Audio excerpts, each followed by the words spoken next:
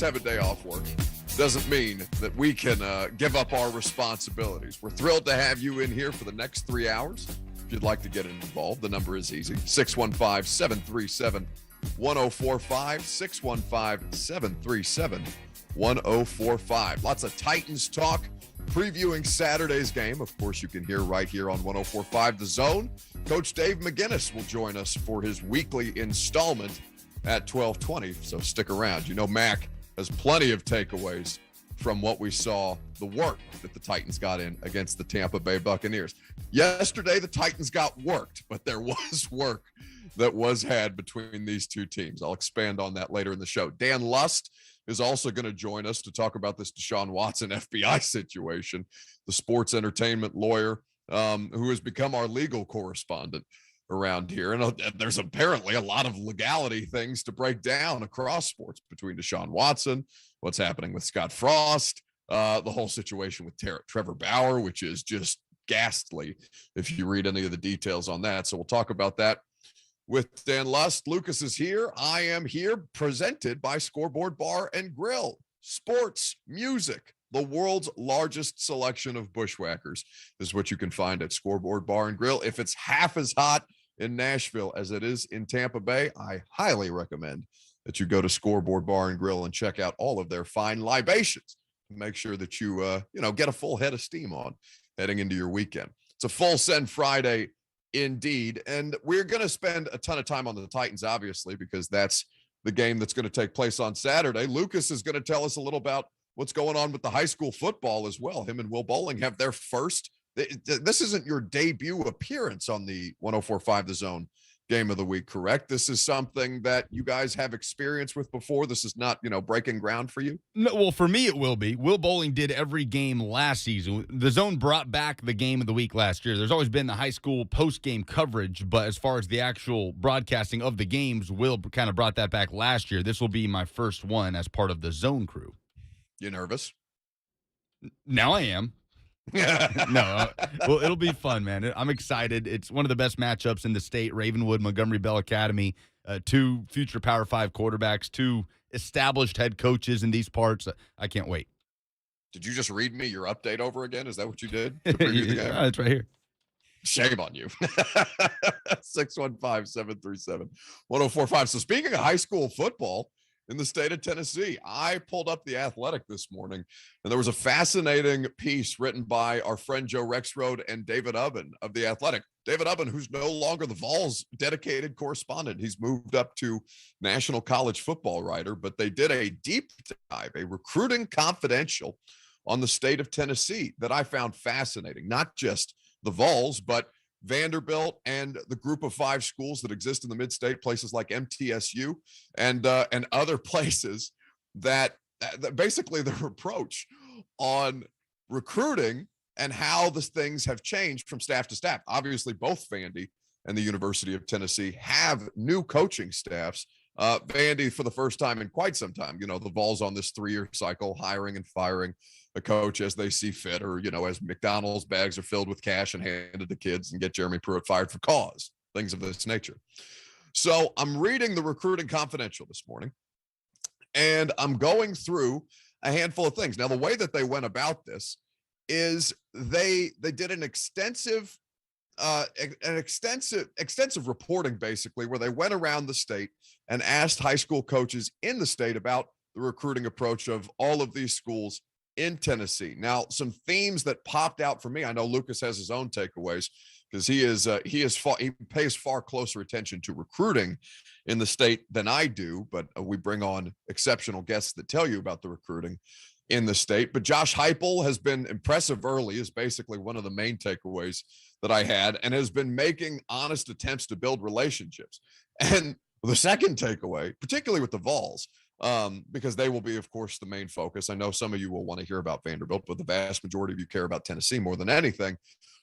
Some of the most respected high school coaches, not just in Tennessee, but specifically in Nashville, they don't really care for Jeremy Pruitt and the way that he went about business.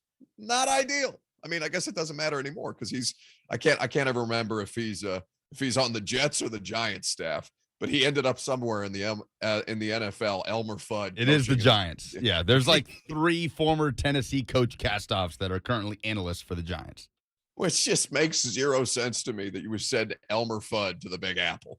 Doesn't seem like a great fit, does it? It doesn't seem great. Not great, Bob. But either way, good for him for getting a job out of it. And I mean, I don't think it's a promotion, but certainly to keep his career alive in that way is shocking to me. So the way that they went about this is they surveyed 8 high school coaches. So there's 4 from Nashville, obviously, given that we're the biggest and the baddest in the state. 1 from Memphis, 2 from Knoxville, and then 1 from, they didn't really specify, but 1 from elsewhere in Middle Tennessee. I came away with this with the focus on Heupel specifically, as I wear my Vols villain shirt. Now, obviously, I'm a Vols baseball fan, but I'm undeclared as far as college football is concerned.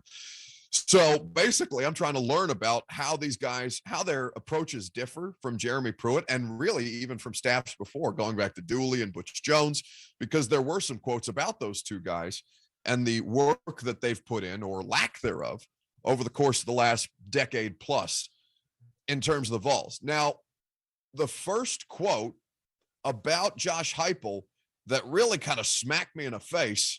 And by the way, for those of you who did not see, speaking of Tennessee, because I just saw it pop back up on my timeline, Brian Maurer officially announced yesterday that he was leaving the University of Tennessee. Lucas, is he just going into the transfer portal? Do we know where he's going yet? Into the transfer portal. Nothing official as far as a destination. All right. Into the void goes Brian Maurer, and the Tennessee quarterback competition becomes even more skewed in favor of Joe Milton, as we discussed yesterday. But this was the biggest quote, maybe not the biggest quote, but the first one that caught my attention most about Josh Heupel and the difference between him and Jeremy Pruitt. Quote, they have a clear understanding, speaking of Heupel's staff, they have a clear understanding of what they're looking for on both sides of the ball and at all positions. And they're honest with you. Wait, what? Can we? And that's not even the full quote. There's like 3 more lines in that, but like, can we just take this line by line analysis? They have a clear understanding of what they're looking for on both sides of the ball and at all positions, and they're honest with you. Is that not the most basic part of developing relationships with high school coaches in the state that your university exists in, the one that should probably be your biggest focal point?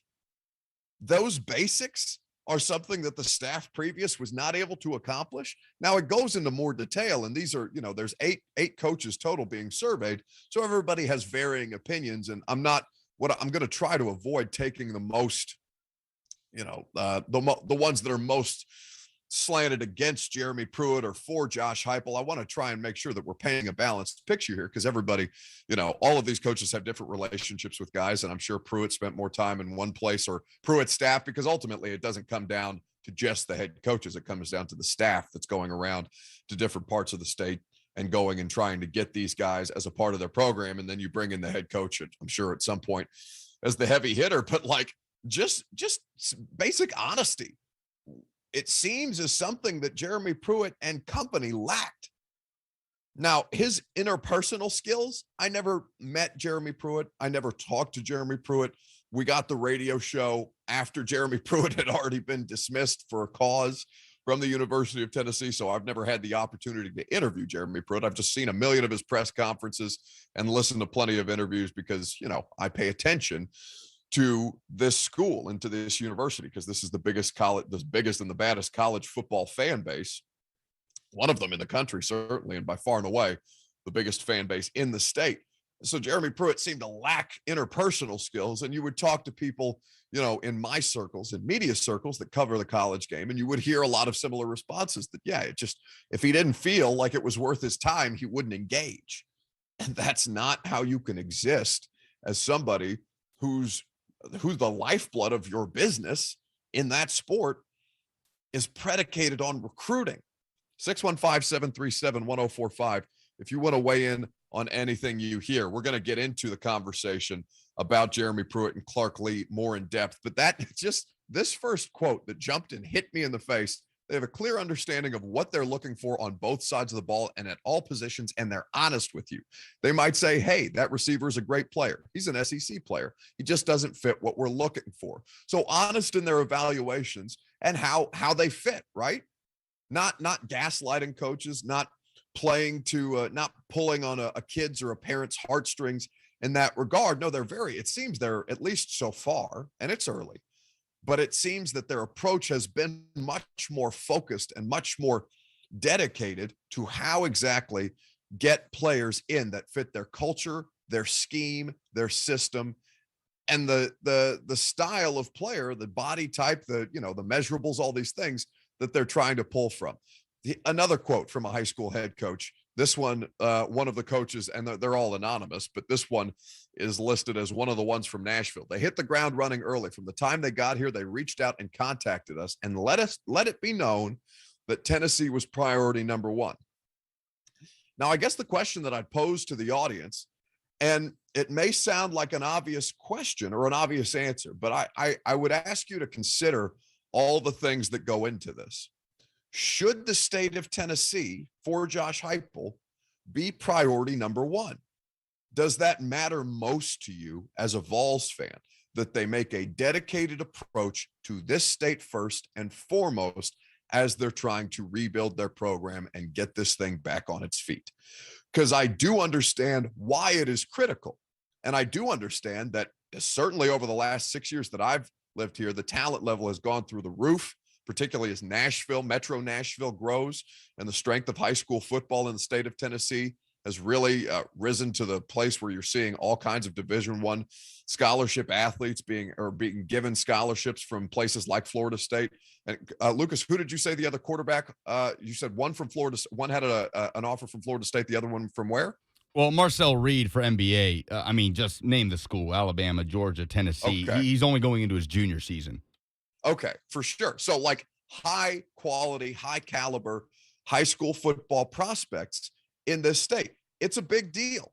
But I would ask you, is that what you want them focused on first and foremost? Because there's a line here in this article, and we'll get to this coming up next, your phone calls as well, about Jeremy Pruitt and their approach that I think is interesting, that I don't necessarily blame Jeremy Pruitt for focusing on first.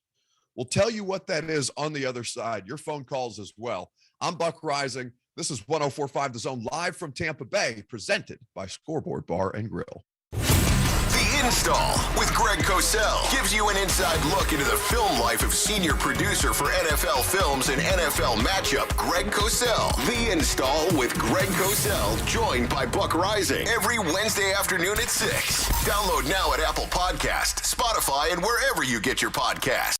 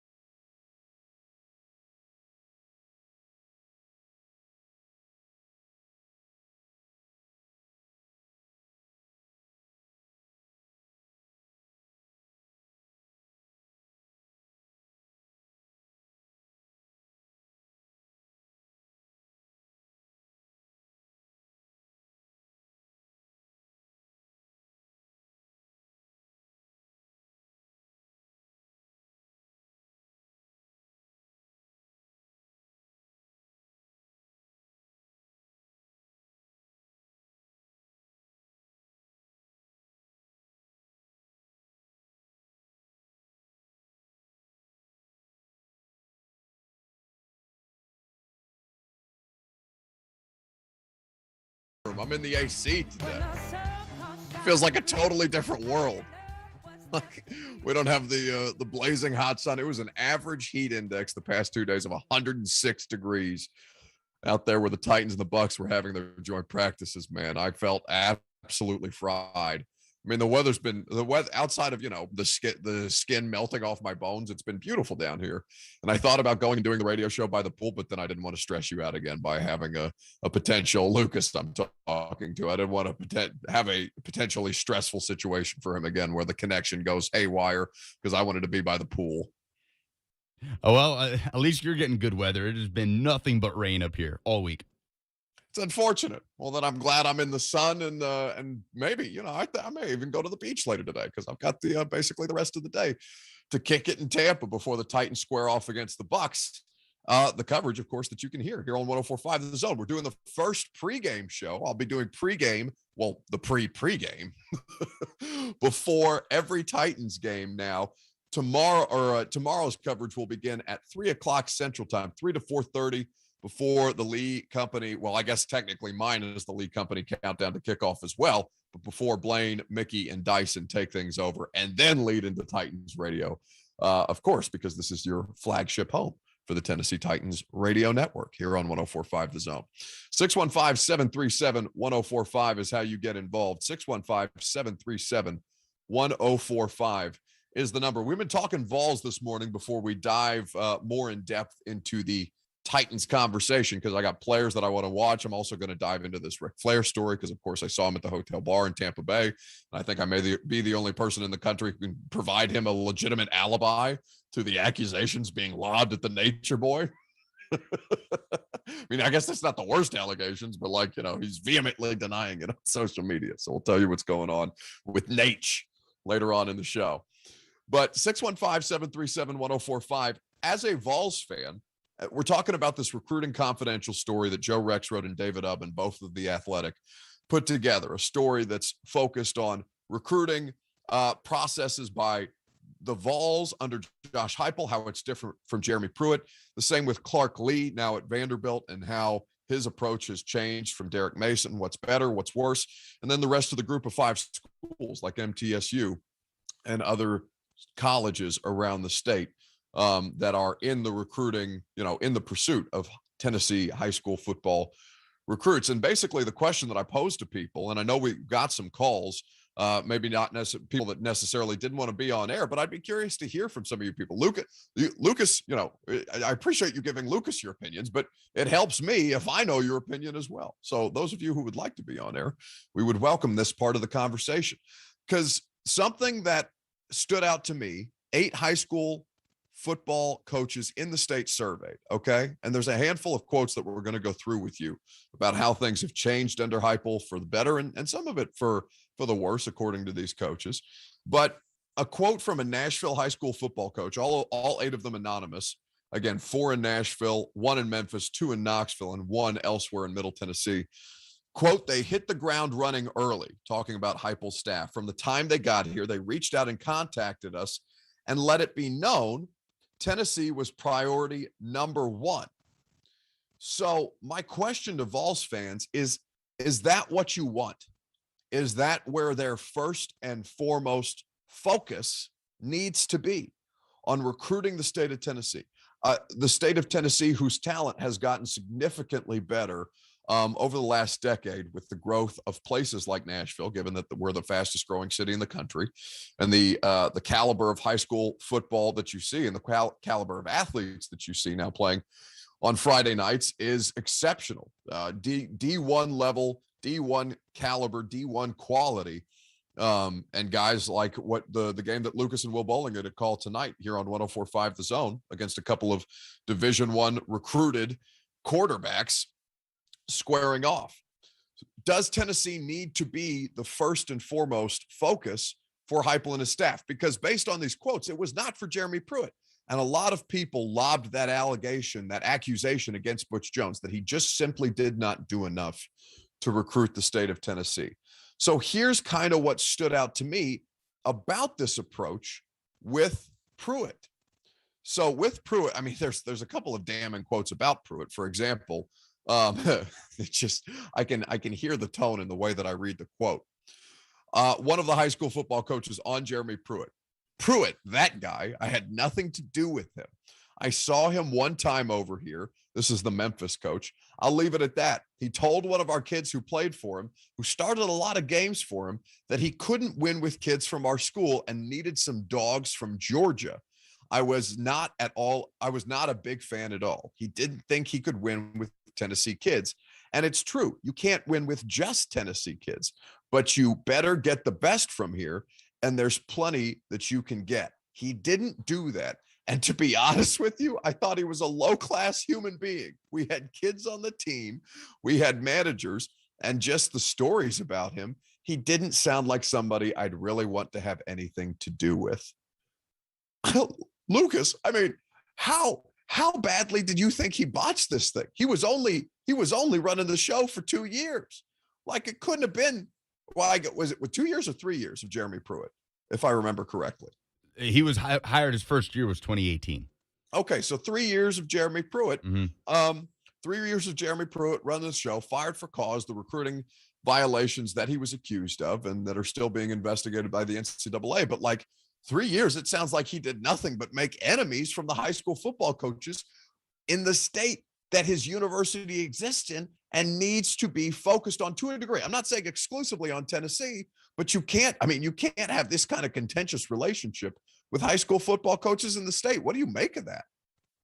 Yeah, I mean, Butch Jones at least made that effort. Like, that was a huge thing. Butch Jones, with all his catchy slogans and hashtags, especially early on in his tenure, had one. I'll never forget that he would constantly tweet out, "Make a statement." Hashtag state was state in all caps. Make a statement. Make a statement. So Butch Jones, whatever criticisms you'll have of the players he actually got from Tennessee, still did a better job than Jeremy Pruitt did. High school coaches in this state never felt prioritized by Jeremy Pruitt during a time where high school football talent in Tennessee has quite literally never been better, especially in the mid-state. I read through some of these and I was shocked by how badly Pruitt was received. And this is not the first time that I've heard this, but it's something that clearly was a theme throughout the course of this Recruiting Confidential piece. Now, on the differences between staffs, some of these coaches are saying Pruitt was a little more, quote, "We're going after the guys we need to go after, and we aren't wasting time with anyone else. We've got to get players." With Heupel, it seems to be more the state of Tennessee matters. And look, there are different philosophies from all over the place, and I'm certainly not one to judge any of them. But from the outside and from what I'm hearing on the inside, it sure seems like Tennessee is doing it how it should be done right now. 615-737-1045. Should the priority be for Josh Heupel and his staff, first and foremost, the state of Tennessee? Because, like, honestly, I understand what Pruitt is saying there, or at least the approach that Pruitt is taking there, by coming out and being like, yeah, we gotta rebuild this thing. We don't have the shelf life that a lot of people do at different universities. Tennessee runs through coaches, whether it's because the fan base gets up in arms, whether it's because the athletic department holds itself to a higher standard that need be, whether you have something like recruiting violations that sees your coach, accused of putting cash in McDonald's bags and handing it out to kids and you get popped. Now, we've talked about the validity of that because I think Tennessee probably pushed that narrative a little more so that they could get out from under the rest of Jeremy Pruitt's contract that they were paying. I mean, that's reckless speculation by me. I don't have any sources on that. I don't know any reporting on that, but I feel like a lot of people feel the same way. And maybe it doesn't matter. Maybe you're just happy that he's gone. Sounds like the high school football coaches in the state are glad that he's gone. But I think ultimately, there can be a balance between both. Recruiting the best of the best from your state should be the highest priority. But to focus exclusively on the state, I think leaves you in a bit of a blind spot, whereas you're hearing from Pruitt, yeah, you're working through these things and you're trying to just restock your talent pool.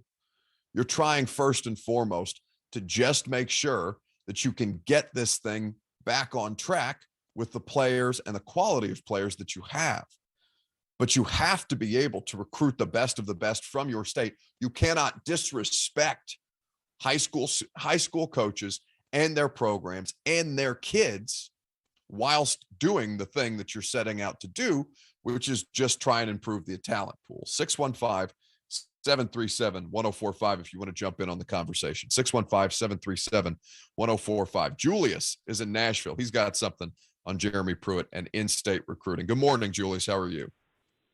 Good morning. How you doing today? Man, we're doing great. Yeah, man. I'm a big volunteer fan. I was happy when we got Pruitt. He seemed like a hard-nosed coach. You know, guys gonna put good defense out there. And I'm from Memphis, so when he came to Memphis and got some of those Whitehaven guys, guys went to state, I was happy. And he made emphasis about bringing, in-state to Memphis. To Tennessee. But man, to know that he said those things, and I see what Harper is doing, I think it's great. I think it's really great to get the in-state guys because, this is Tennessee. We have to represent for Tennessee, and Tennessee has come a long way when it comes to trap football, especially when we look at Memphis, Tennessee, and Nashville. So, yes, Tennessee, get all those guys in and make us look good. All right, amen, Julius. I appreciate the call. That's really how I feel about it. Like if you're Heupel and you know that necessarily, I won't say that the cards are stacked against you, but you're fighting uphill on a lot of stuff. You're working uphill on a lot of stuff, whether it be the hovering NCAA violations that we still don't know. Maybe the university knows more than we do, but at this point, the details of what the punishments are going to be is still unclear. You're coming in with a talent disparity because you've had massive roster attrition after the head coach got fired in January. You're doing a lot of things to try and recoup, but you're doing it. You're going back because you have a little bit more, I won't say leniency, but everybody else understands what you're working against too. You can focus on the thing that matters most to the fan base and, frankly, to your program, to the foundation of your program, which is recruiting the in-state kids. You cannot let these dudes from Memphis as well. And listen, to Jeremy Pruitt's credit, he did do well in Memphis. That was something, and I can't remember the coach on his staff, Lucas, perhaps you could help me, who had such strong ties to Memphis. David Johnson was the running backs coach that was a former coach at Memphis, currently at Florida State. He had a really strong run out of Memphis. The Whitehaven trio, he mentioned Omari Thomas, the defensive lineman, where they really missed was Mid-State and East Tennessee. Yeah, so Memphis, they were able to make some legitimate strides. And listen, there's a ton of great talent in Memphis. In fact, I think you could probably hold Memphis and Nashville up against one another and see similar qualities, even though Nashville does boast a deeper roster of high schools to pull this talent from. Memphis is chock full of fantastic athletes, and Pruitt did focus on that. But I think ultimately that Josh Heupel has a little extra runway than Pruitt might have because people's expectations for Pruitt were much higher. I think people are understanding at this point, but they may be impatient and they may not want to hear about rebuilds over and over and over again. But I would say that the recruiting situation, it has to be ground roots first and foremost. If you're Josh Heupel, Pruitt's situation was different. Heupel's situation must first and foremost focus on the in-state talent. Let's go to Paxton, who's up next here on 104.5 The Zone. Good morning, Paxton. Hey, good morning, Buck. How are you, buddy? Man, we're great. So the way I look at this thing is I understand that the state of Tennessee is not going to produce as many five-star athletes in football as its, neighboring states. As you got your Georgias, obviously. Florida's close by. I get it. South Carolina even. However, when we do get those five-star athletes and those four-star athletes, there is no excuse for those guys to go sign with Alabama, to go sign with Georgia, to go sign with any other SEC school other than Tennessee. I believe there's a five-star athlete right now out of Powell High School, if I'm correct, and that's in Knoxville. Is that right? Yeah, Walter Nolan is who you're talking about. Okay, if that kid even sniffs another place other than Tennessee, that's a problem. And these are the kids you have to have, man. You have to grab those guys. And that's just my opinion about it. So we need to get these guys that are in-state. obviously give the kids that are 3-star as well chances, as well. But come on, man, these 4 and 5-star guys that are going to Alabama, that are going to Florida, that are going to these other schools, it's unacceptable. So let's get it, locking the state down, and make sure we're bringing those home guys back to where they are, and that's home. Thank you. Hey, appreciate the call, Paxton. 615-737-1045. I mean, because he's saying there's no excuse, right? And I understand why a lot of people will feel that way. But you know what's the best excuse out of anything? It may only be one.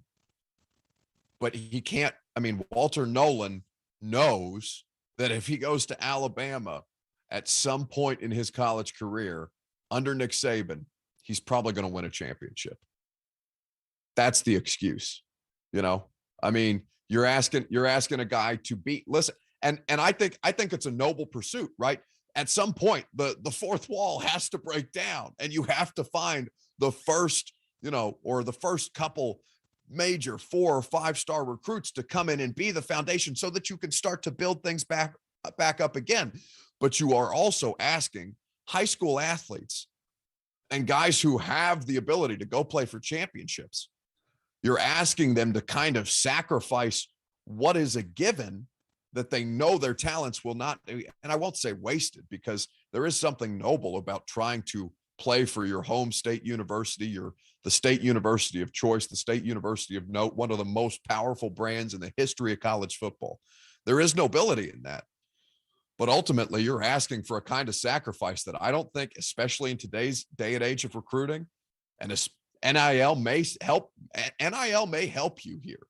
And it should help you here because of the branding of the University of Tennessee, as I sit here wearing a Vols baseball shirt. But to ask for outright unselfishness from a high school athlete in that way, to sacrifice their time, their efforts, their talents to rebuild a university that is not a sure thing in lieu of a university that probably is, just Alabama as an example. Florida is not in the same space. Georgia, you can say, is a little bit closer to it. Clemson, places like this. I just don't know that it's a fair ask, even if it's what ultimately is going to be required to make this thing work. 615-737-1045. Lester is in Lafayette, that I can pronounce correctly because I've been through the Tennessee geography bee. What's up, Lester? Yeah, you said it right, Lafayette. You got it right. I also want to apologize for that Memphis guy calling me. Don't disdain the whole radio. The Memphis folks calling. But hey, my thing is, man, listen. Hey, I understand we're in Tennessee. You want to choose your own. But if you see greatness, you see goodness, just go get it, man. It don't necessarily have to be. Yeah, you want your homegrown. But if you see somebody out there in Arkansas, wherever, man, just go get the talent, man. It shouldn't be about the way you came from. It's just, is you good enough? Can you help us win games? I think we look too much into details. We just want winners, man. Just breed winners. I appreciate it, Buck. Hey, thanks for the time, Lester. Listen, he's going to start an in-state fight between Memphis and Nashville on our radio airwaves. I love to see it. I think there is something to be said for the kids that are going to play the hardest for Tennessee football, that have stood out the most as leaders for Tennessee football in the last 4 years, have all been in state. When you think about Trey Smith out of Jackson, Juwan Jennings out of Murfreesboro, Jarek Barnett out of Nashville. I mean, yeah. These are 3 of the 5 most marquee players Tennessee has had in the last 5 years of football. They were all in-state kids. And Trey Smith is a guy that grew up an Alabama fan.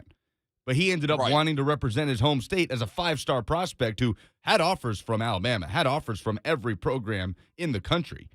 So there is something to be said for that. Oh, yeah. But, I mean, how many did you just name? You named 3 dudes. 3 dudes over the course of the last, 5 years? It's really hard to find guys who are willing to sacrifice in that way. We'll continue this conversation coming up next. Should the focus of Josh Heupel and this staff be first and foremost solely on recruiting the state of Tennessee? We'll also tell you what's happening with Ric Flair and my interaction with him down here in Tampa Bay, and now what is swirling around him as he trends on the internet. Coming up next, I'm Buck Reising, live from Tampa Bay, presented by Scoreboard Bar and Grill here on 104.5 The Zone. A.J. Brown, Bud Dupree, and Caleb Farley. You hear them on the exclusive Titan station. 104.5 The Zone. Oh, according to research, 82% of people remember radio ads. That means that 82% of you listening right now will remember that this is an ad for ZipRecruiter. If you're hiring, 82% of you will recall that ZipRecruiter makes hiring faster and easier. And 82% of you will note that you can try ZipRecruiter for free today. But you have to go to ZipRecruiter.com/radio, like where this ad plays. 82% of you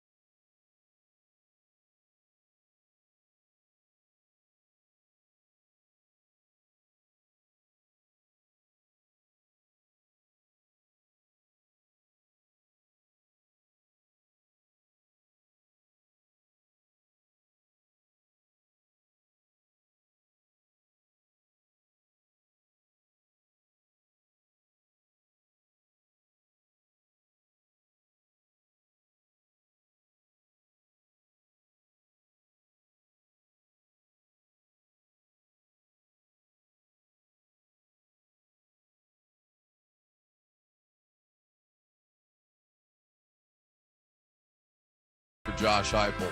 This got me laughing out loud. D. Lee, 1385. Now, I'm not going to do my fake Vols fan voice because people have found it distasteful. So out of respect, I will refrain. But D. Lee writes in, they play round ball in Memphis. We play football on this side of the river in East. Always have, always will. That's it's just a hash. By the way, why just hashtag that's? Listen, D. Lee, I appreciate that.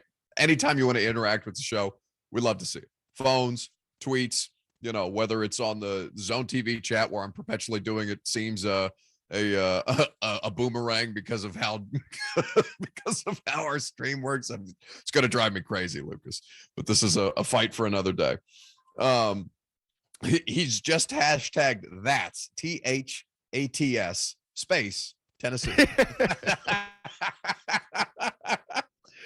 It kills me.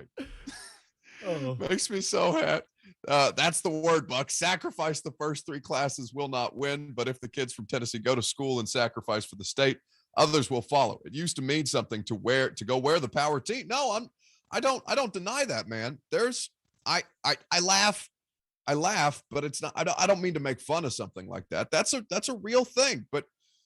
And at some point there has to be the opportunity, or there has to be the reason for kids to take pride in Tennessee again.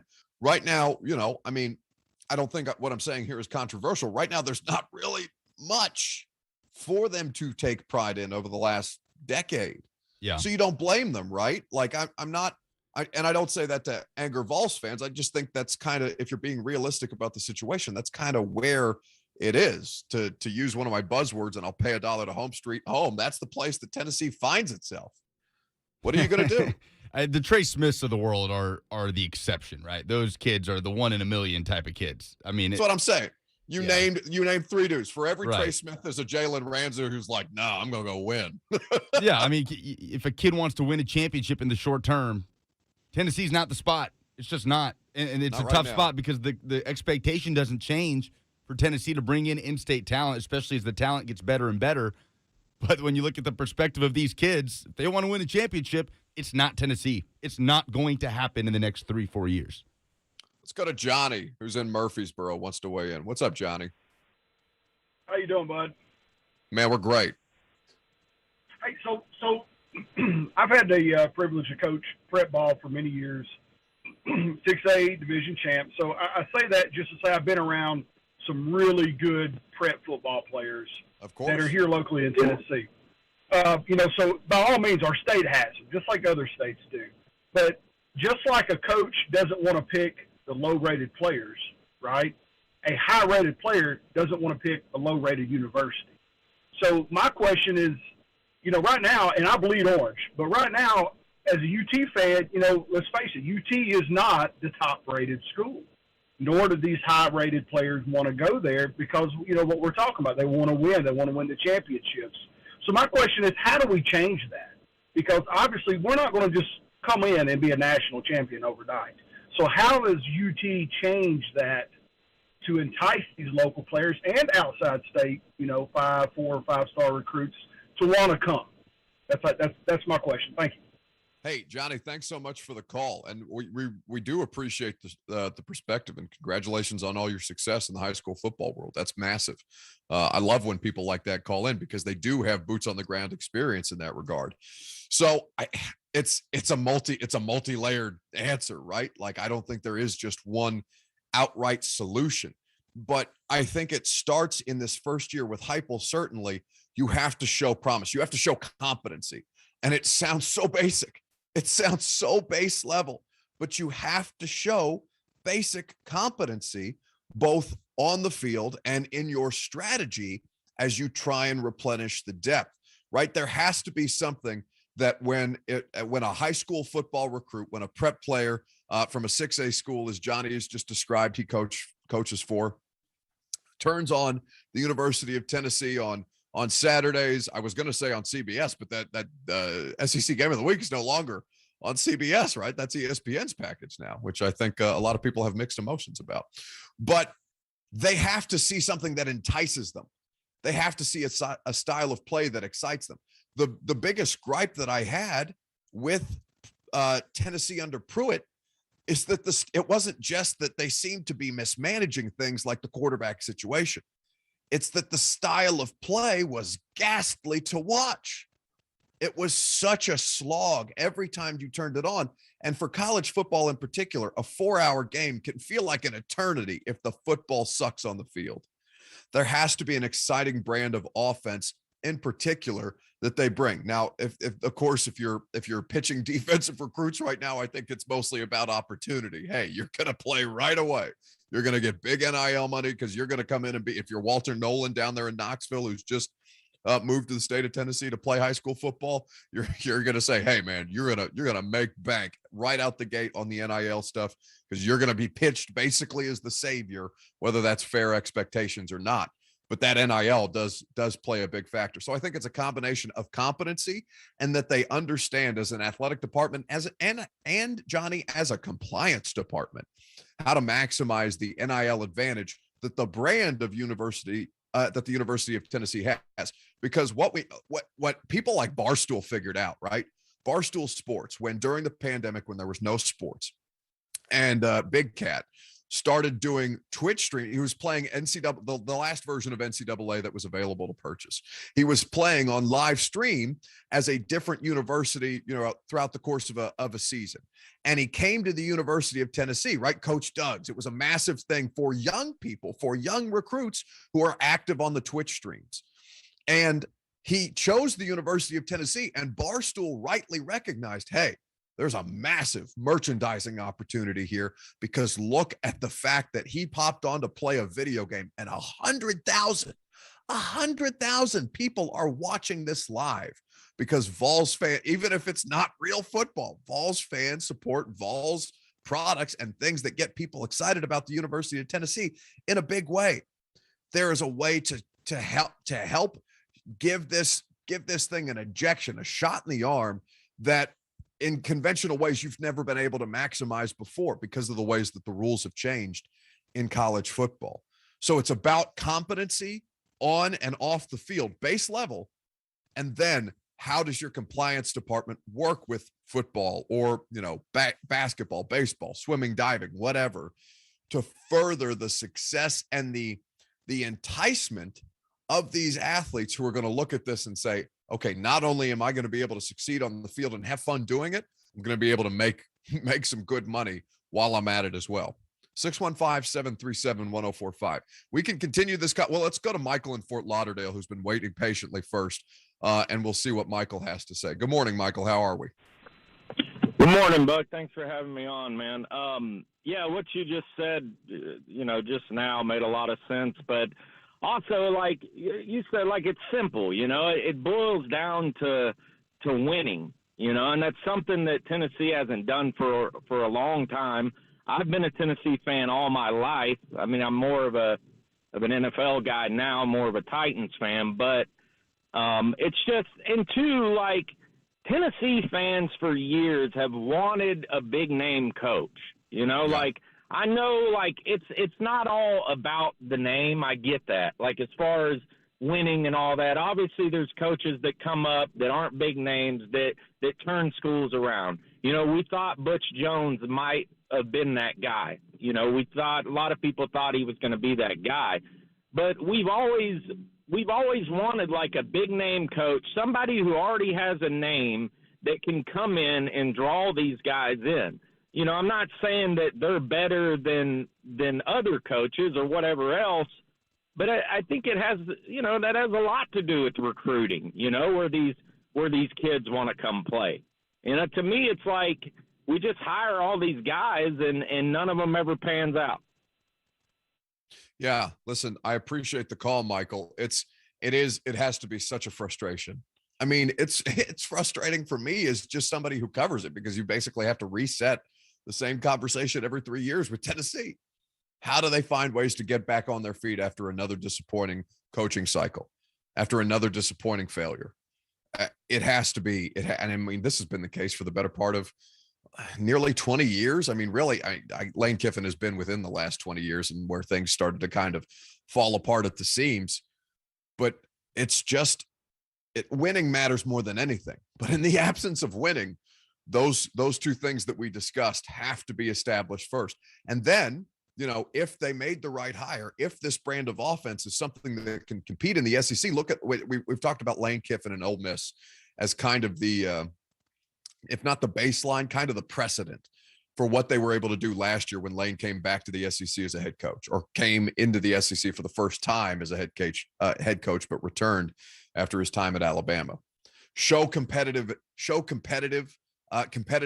style of play on the field, and then attempt to make winning strides and build upon that momentum that you've created with your style of play. Josh Heupel will have to prove that first and foremost, and then can we discuss winning on the field? Because in the absence of competency, there can be no success.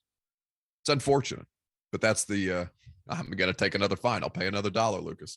It's the place we find ourselves in. 615-737-1045 is the number. If you would like to weigh in on this, you're more than welcome. We're going to continue the conversation as long as you guys want to talk Vols. We'll also get into some Titans stuff as well, given that they will play a preseason game against the Tampa Bay Buccaneers down here where I'm broadcasting live from in Tampa. Presented by Scoreboard Bar and Grill. I'm Buck Reising, and this is 104.5 The Zone. The Titans are in Tampa against the Super Bowl champion Tampa Bay Buccaneers. Yeah, it's the preseason, but hey, it's Tom Brady. Mike Keith and Coach Mack have the kickoff tomorrow night at 6:30. Throws a man down and goes out of bounds at the 40. On your home for Titans football and flagship for Titans radio, 104.5 The Zone.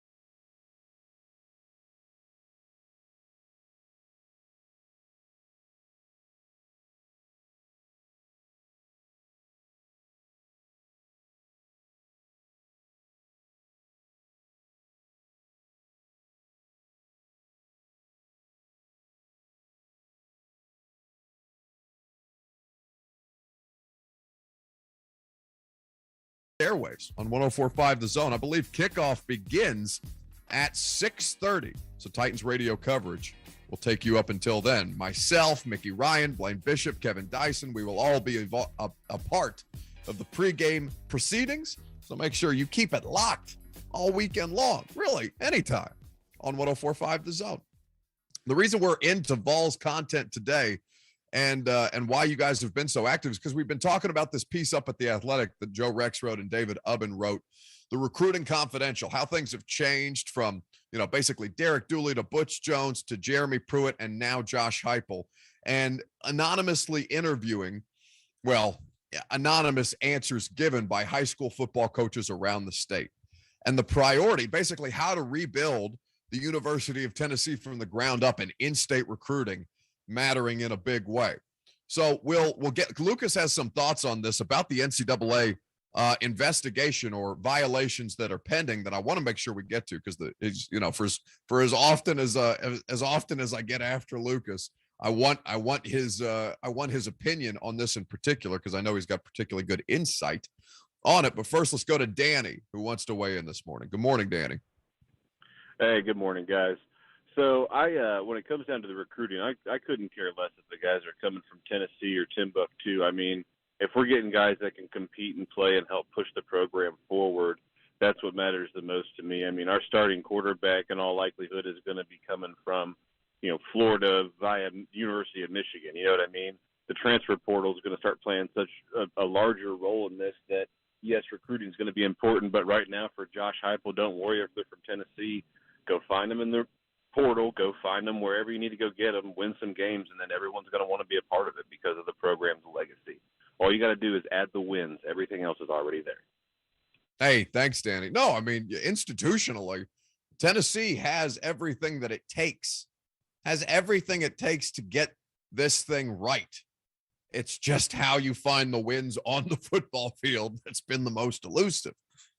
Now, what Danny brought up about the transfer portal, I love that comment because it reminds me of somebody who's kind of struggled with recruiting, but has really, really maximized the transfer portal in trying to restock his roster's competitiveness and find talent that's been cast off from elsewhere.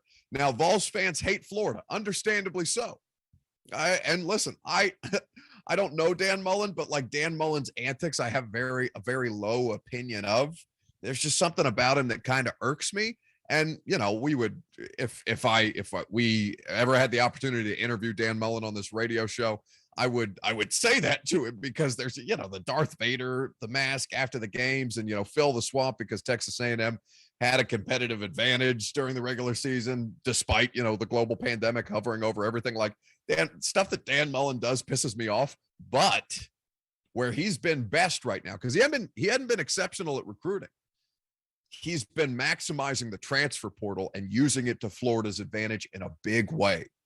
I think that is so critical to the new landscape of college football. And it's something that Josh Heupel, if they're smart, can find ways to kind of pick up the slack. Again, we're talking about injection, shot in the arms, how you boost Tennessee in ways that are outside while you wait for the wins to come and while you prepare yourself to be a winning football program or try and put yourself in position to be a winning football program. How you can expedite that process is by taking advantage of the transfer portal, because there's a bunch of dudes in there and a lot of them have nowhere to go. It's a logjam right now. Certainly at the quarterback position, there's been a ton of guys because, once you have a starting quarterback, everybody else scatters to the wind looking for opportunity, and the opportunity isn't always there. But I mean, the way that Dan Mullen has kind of maximized that and used it to his advantage, I think it's a great blueprint for Josh Heupel and his staff. 615-737-1045 is the number. 615-737-1045. Now, Lucas has been champing or chopping at the bit. I never know. This is a great debate. I think it's champing, which is weird. It's champing, but people say chomping because that sounds more correct. Well, it sounds more correct, and also it's probably incorrect. People are just lazy. All right, you've been champing at the bit to make your point about the NCAA and these recruiting conversations. We haven't even touched on Clark Lee at Vanderbilt. I don't know if there's the same passion for that as there has been for this Tennessee discussion this morning. But Lucas, what do you have for me on the NCAA pending violation? Well, it's just the most interesting part by far about this piece from David Ubbett and Joe Rexrode on The Athletic. The question was, what has been the impact of Tennessee's investigation on recruiting? Every single coach except one said virtually none. Coach number 3 said, I'd say virtually zero in my opinion. We have a player there now. Hopefully we'll have some good enough to play there in the future. I'd say virtually zero because, and I hate to say this, I think players have become numb to recruiting sanctions because so many schools are going through some type of sanctions, whether it's a smack on the wrist or a big blow. They may report something and get fined or miss a bowl 1 year, but I don't think it has nearly as big an impact as it did 10 years ago. Another coach said we haven't heard much about it. Another coach said none at all. I think everyone kind of feels like with the NIL stuff, what are they going to do? They're mad people got paid money. Now they're allowing people to get paid money. And one coach, coach number 7 out of the mid-state said it does hurt. It hurt a guy at our school with them. There's going to be some form of penalty coming. Just don't know what that is yet. If you don't get an opportunity to play in a bowl game no matter what, or your possibility of being in a playoff is gone for a certain number of years, that's deterring. Otherwise, coaches are saying it has had virtually no impact because either it's just the norm in college football or NIL is here. Who cares about paying players anymore? God, I love that so much. That makes me so happy to hear because that's what I've been screaming about. I'm like, how the hell is the NCAA? Remember, I mean, we had this conversation last week about why the NCAA is the worst thing to me in sports, why it pisses me off, why it's the bane of my existence, because they're gonna try and punish Tennessee retroactively when the rules have damn changed. It's so good to hear that from college or high school football coaches in that regard, that it doesn't really impact recruiting because they understand the futility of what this NCAA, this in particular, and there may be some more severe than others in future instances, but this one in particular, there's nothing the NCAA can do that has any real bearing on this situation.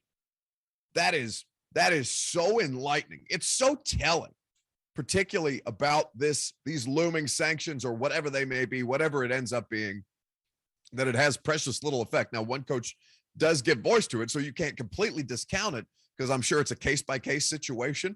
But in the vast majority of cases, who gives a bleep? That makes me so happy. I hate the NCAA. God, I hope that thing goes crashing into the ground, just falling from the sky. Mark Emmert out of his ivory tower. Just, I mean, of course, we hope no actual physical harm befalls anybody at the NCAA, but the institution, I hope it burns to the ground. Not the building, brick and mortar. I shouldn't say I hope it burns to the ground. I hope the principle of the NCAA. I'm trying to be careful, Lucas. You're not helping me at all. Your job is to protect me. You're not protecting me very well. You're letting me vamp. It's a bad deal. The NCAA stinks, and I hope it goes away for a long, long, long, long time. Hopefully forever. 615-737-1045. I'm so glad you brought that up, Lucas, because I hadn't, it's a lot. It's not an overwhelmingly long piece, but there's a lot of good details in there. And that's not something that had jumped out at me the first time reading it through. Of course, theathletic.com is where you can read it. Joe Rexrode and David Ubbett doing great reporting there. Are you surprised by that? A little bit, yeah. And I'm also surprised by another coach that said he hadn't really seen much negative recruiting from other schools in regards to the investigation.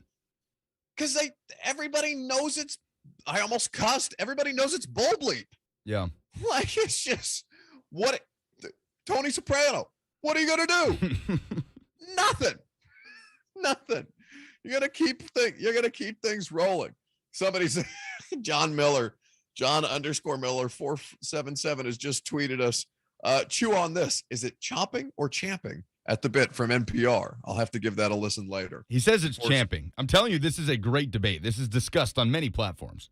Well, no, because it's just been decided it's champing because smart people like John Miller and NPR have done some investigative journalism on this and have done the work for us. So no, the debate is over. It's not chomping, it's champing. Everybody get it right. Drives me crazy. Coming up next, we'll talk about what is happening. Oh, no, we'll talk with Dan Lust. The sports lawyer, about this Deshaun Watson situation. What's happening in Nebraska? I think it'd be a good opportunity, Lucas, to get Dan Lust's legal opinion on what the NCAA may have grounds for with the University of Tennessee. Why don't we keep it with that theme? Deshaun Watson, Trevor Bauer, Nebraska, and Scott Frost, and the NCAA violations and the precedent that may or may not anymore exist with Dan Lust coming up next. I'm Buck Reising. This is 104.5 The Zone, presented by Scoreboard Bar and Grill.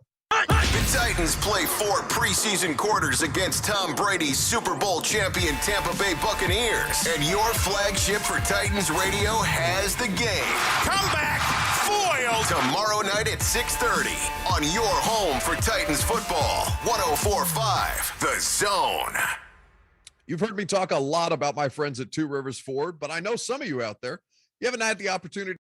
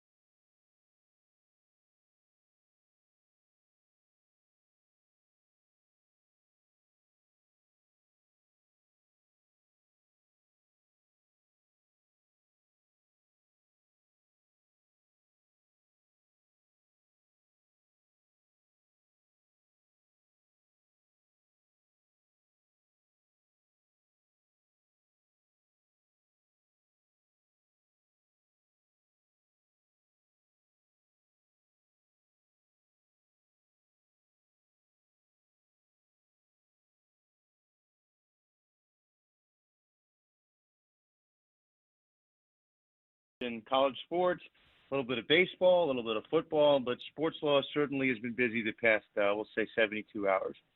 At Sports Law Lust is where you can follow Dan. So let's start with the NCAA just on principle. Dan, I mean, there are so many things that make this organization, to me, the uninformed, the uneducated, as far as the legal proceedings are concerned, that make this such a useless and toothless organization.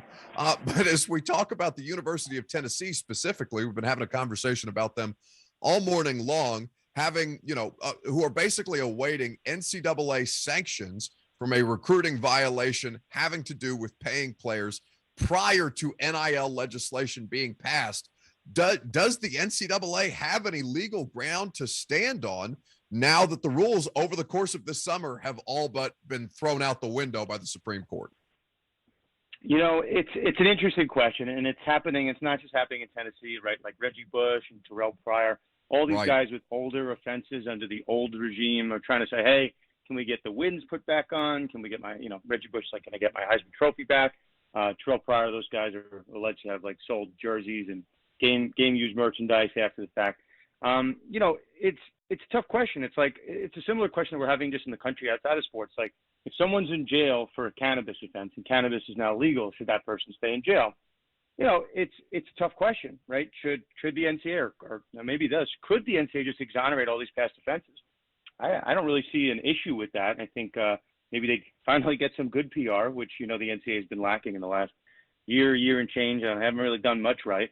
But yeah, I mean, they're in their right if they want to punish a program for an offense that at the time was inappropriate, even though now it is not. So kind of a double-edged sword. I don't see the NCAA closing up shop and saying, hey, this investigation's over, this is now legal. Just not what the NCAA does. But we can hope. We can hope the NCAA can read the pulse of the country for once.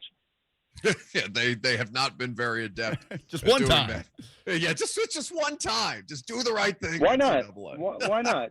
Just once. Just for I don't know. I have my thoughts on it, but I just feel like constantly you hear the name NCAA, even Major League Baseball, right? They had that big Field of Dreams game. Like the Major League Baseball gets it right once in a while. What has the NCAA done that everyone's like, you know what? Let's universally applaud the NCAA. They did something good. Those are just not things that go hand in hand. I can't for the life of me think of a single instance, and the comparison to baseball is a really, really good one, because you're right, baseball hasn't been able to get out of its own way up until the Field of Dreams game in quite some time. So staying in the world of college football, I saw Brent McMurphy's report from Stadium with Nebraska and Scott Frost, the head coach there, that they're under the NCAA's investigation for improper use of analysts, according to Brent McMurphy's reporting. Also, according to Brett, during the pandemic, Nebraska held unauthorized off-campus workouts under staff's direction to avoid detection by school officials. So from your standpoint, this feels like a witch hunt, no? How is the NCAA not the problem here? Call the police, right? We had a practice. There was a practice and there's extra analysts. Call the police immediately. We got to arrest everybody. It's like at a certain point, what is the NCAA doing here? And it's probably the same instance over in Tennessee. Like, the NCAA has to justify their existence.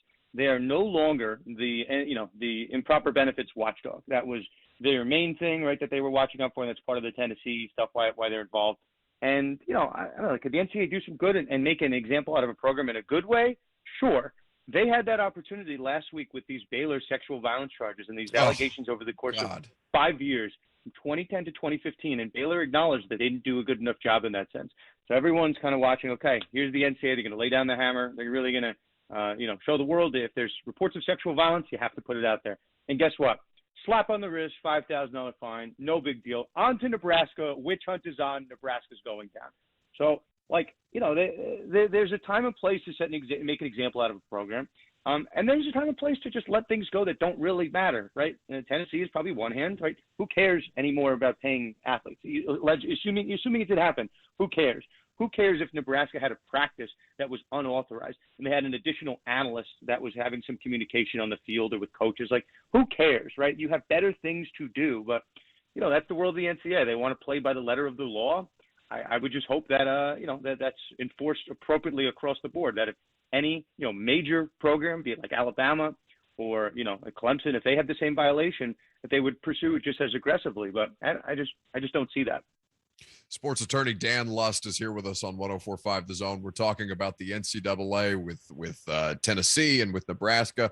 Dan, I want to kind of circle back to that Baylor thing because it's disgusting to me how that all played out in a way that people should have absolutely gone to jail for what happened at Baylor. Multiple parties involved. And as you said, a $5,000 fine for an institution like Baylor with the kind of financial backing and support that they have is less than a slap on the wrist. It's barely a mosquito bite. It's despicable how that situation brought itself to bear. Why have we not seen, to that point, people have criminal charges pressed against them for what went down at Baylor so many years ago, and this being the culmination of the investigation by the NCAA? I think what the NCAA will say, and there might be some truth to this, that, hey, this was an issue at the university, some of which potentially involved athletes, some of which did not. And who are we to punish an institution?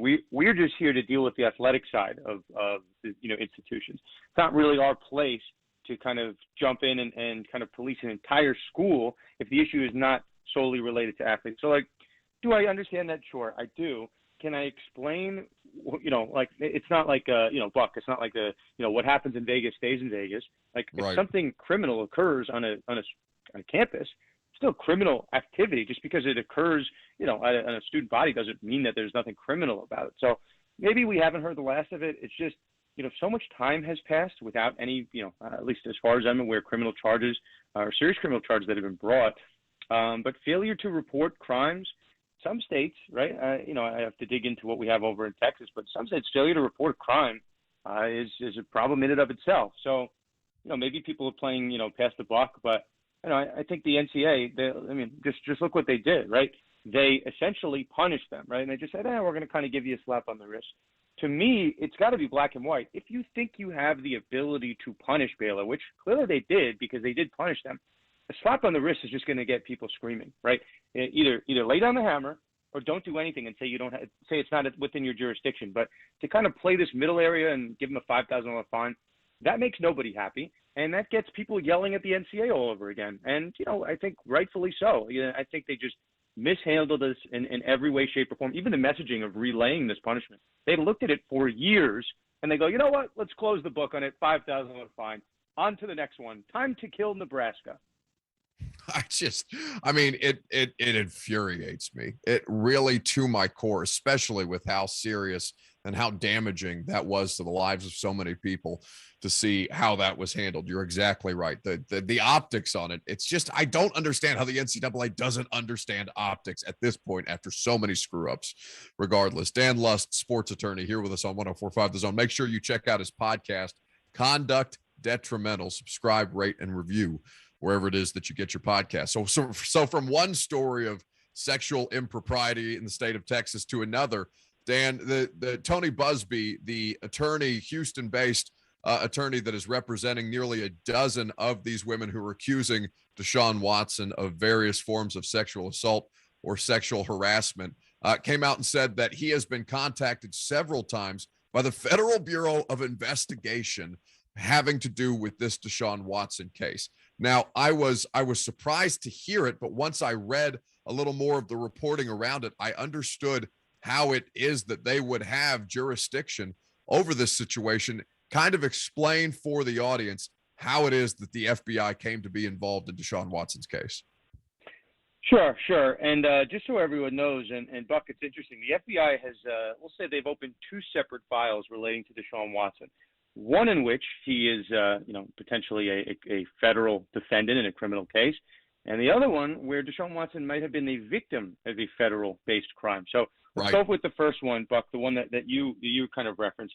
The allegations here, people are familiar with them, and obviously you're free to look them up, but it's an allegation of alleged, sexual assault where a massage kind of went awry, and it went from being a normal massage to one that was inappropriate. So the reason that the federal government, and it's not that shocking why they would be involved here, part of these allegations, the 20-plus women, some of them were brought across state lines to perform these type of acts. So to the extent that is true, it's going to sound like a crazy term, but that is technically something like human trafficking. If you're bringing someone across state lines to perform some type of inappropriate act on them, it technically it could be human trafficking. So people hear human trafficking and they think, people are being brought from different countries. That's not really what it means. But if there's a kind of a crime that occurs over state lines, federal government's going to sniff around. So Tony Busby is the attorney for these 20-plus women who are bringing these charges. He said he's had some conversations on that front. So I don't know if that's really so imminent. We can talk about it, I think, on a state level. I think charges are getting pretty close to be filed. But, the other interesting one, which Rusty Hardin, Deshaun Watson's attorney, let us know earlier this week, was that Deshaun Watson actually gave an interview to the FBI because of an alleged extortion attempt by Tony Busby's clients. So he answered questions as to whether this could be a potential extortion maneuver by these alleged victims. So, FBI has two separate files, but starting to sniff around the case tells you that this case is starting to develop a lot of traction. So, we'll see if any federal charges come of it. But the FBI having two files open and they're looking at both sides of it, certainly a very big development. Yeah. So, and because for so long it felt like, at least on a surface level, from a public news consumption level, there hadn't been a ton of movement. So now, how I guess and I don't know if this is a fair question for me to be asking you, Dan, but how does the FBI go about moving forward in their process on both sides as you've just laid it out? Yeah, here's the thing, and there's another big development that's probably important to the FBI's timeframe that occurred right within the last week. There were subpoenas that were sent out for a grand jury to convene in Harris County. A grand jury, there's an expression for among lawyers. When a grand jury convenes, they can even indict a ham sandwich. Very easy to get a criminal indictment because the prosecutors put on whatever evidence they want. There's no judge saying what they can and can't do. They paint a completely one-sided view of the case. So if you get a grand jury convened to potentially put criminal charge in front of someone, you can ask any DA. I'd say it's upwards of an 80% chance of some type of crime being brought. So why do I bring that up? That's a state, state police or, DA's offices at state level. They're thinking of doing that. They've already sent out the subpoenas. So criminal charges could be imminent. The FBI, to the extent they started, they wanted to take control of the case, they would need to move a little quick. FBI will preempt the state's investigation, certainly. So, if the FBI really does want to get involved here, they have to be working hand in hand with the state to say, hey, you know what?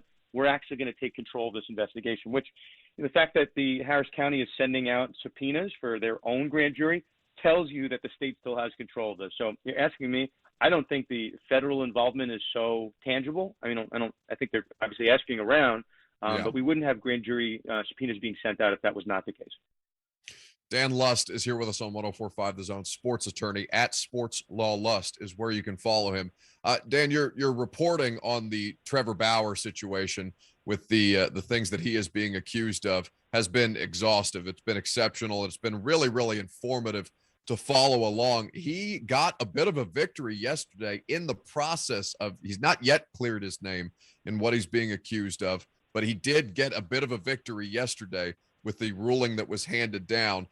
What I guess, if you can kind of walk people through how he got to this point and what the next steps are for him, what could still result in the process of this investigation against Trevor Bauer and the woman who's accusing him of against a form of sexual assault. Yeah, so here's where people kind of are getting tripped up on social media.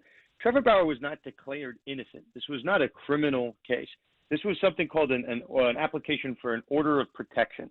Now, I think that's a term that people will understand. It's not really such a heavy legal term. It just means that if someone's fearful of their harm, for their safety moving forward, you apply for an order of protection. Sure, you have to kind of look at the events that led you to fearing for your harm, but the fearing of your harm, the future part, is going to be very relevant. So after 3 days of very intense, very dark, and sometimes disturbing testimony about whether there was consent, not consent, their relationship, these texts back and forth, what the judge came down, and she had a couple portions of her ruling, but she said, I don't think there is a degree of future harm here. And the evidence was that Trevor Bauer, from May 30th, when the police got involved, they had a recorded phone call with Bauer and the accuser, and Bauer said something along the lines of, if you don't want me to contact you anymore, I won't contact you anymore. So a month goes by, apparently no contact between Trevor Bauer, and the accuser then files the order of protection. So I think the judge, I think she probably got it right in that sense. I'm not sure about her findings on consent. But what is the future harm, right? If he didn't speak to her anymore and he's agreeing to abide by not speaking to her, what's the issue? So the temporary order or the permanent order of protection was denied. Now, by all means, this accuser, could still file a civil case. The DA's office could elect to pursue criminal charges based on what occurred in the past, right? People that see cold case, law and order. It depends what has already happened, not what looks forward. And then the other shoe is certainly Major League Baseball, which is now weighing these allegations plus allegations from a 2017 incident with a female from Ohio, which Washington Post reported. They bear a very striking resemblance to these Dodgers claims. So you have two separate accusers now floating out there. So the road to return for Trevor Bauer is certainly very complex. Well, and certainly it doesn't help him, at least on the baseball side of things, that he called the commissioner of the sport a clown not that long ago. I posted it yesterday. There's a very damning video when Trevor Bauer says in a tweet, "You have absolutely no clue about baseball. You are a joke." And then there's a live video of Manfred reacting to reading that tweet, which is just, it's not great for Bauer, but it's good for us, good humor for us. It's like Jimmy Fallon-esque. It's like the mean tweet segment. That's outstanding. Dan Lust at Sports Law Lust is where you can find him. Go and listen and subscribe and rate and review to the Conduct Detrimental podcast, wherever it is that you get your podcasts. The man is doing exhaustive work, not only informing us all on social media about what's happening over the course of many different sports and many different facets of how it intersects with the legal world. Dan, we appreciate you making us smarter as always. Thanks for the time. And I don't know how you're doing all of this, buddy, because it seems like you never rest, but I appreciate you willing to stop by. Sports law never sleeps, and neither can I, unfortunately. Thanks, guys. Anytime. It's like the Dark Knight. Dan Lust here with us on 104.5 The Zone. All right, we will come back. On the other side, I want to have a conversation about this NFL quarterback situation. So we've obviously touched on Deshaun Watson, but there's a lot of NFL quarterback competitions that I'm fascinated by. Some comments made by one of these guys that you're going to hear from coming up next. That's in the heat of battle. He also claims, or at least his team did, for him to be QB1. We'll tell you who that is and what he said coming up next. I'm Buck Reising, live from Tampa Bay, presented by Scoreboard Bar and Grill, and this is 104.5 The Zone. Need a Titans fix? Bam! Just ask Alexa to play 104.5 The Zone, your home for Titans football and the flagship for Titans radio. 104.5 The Zone.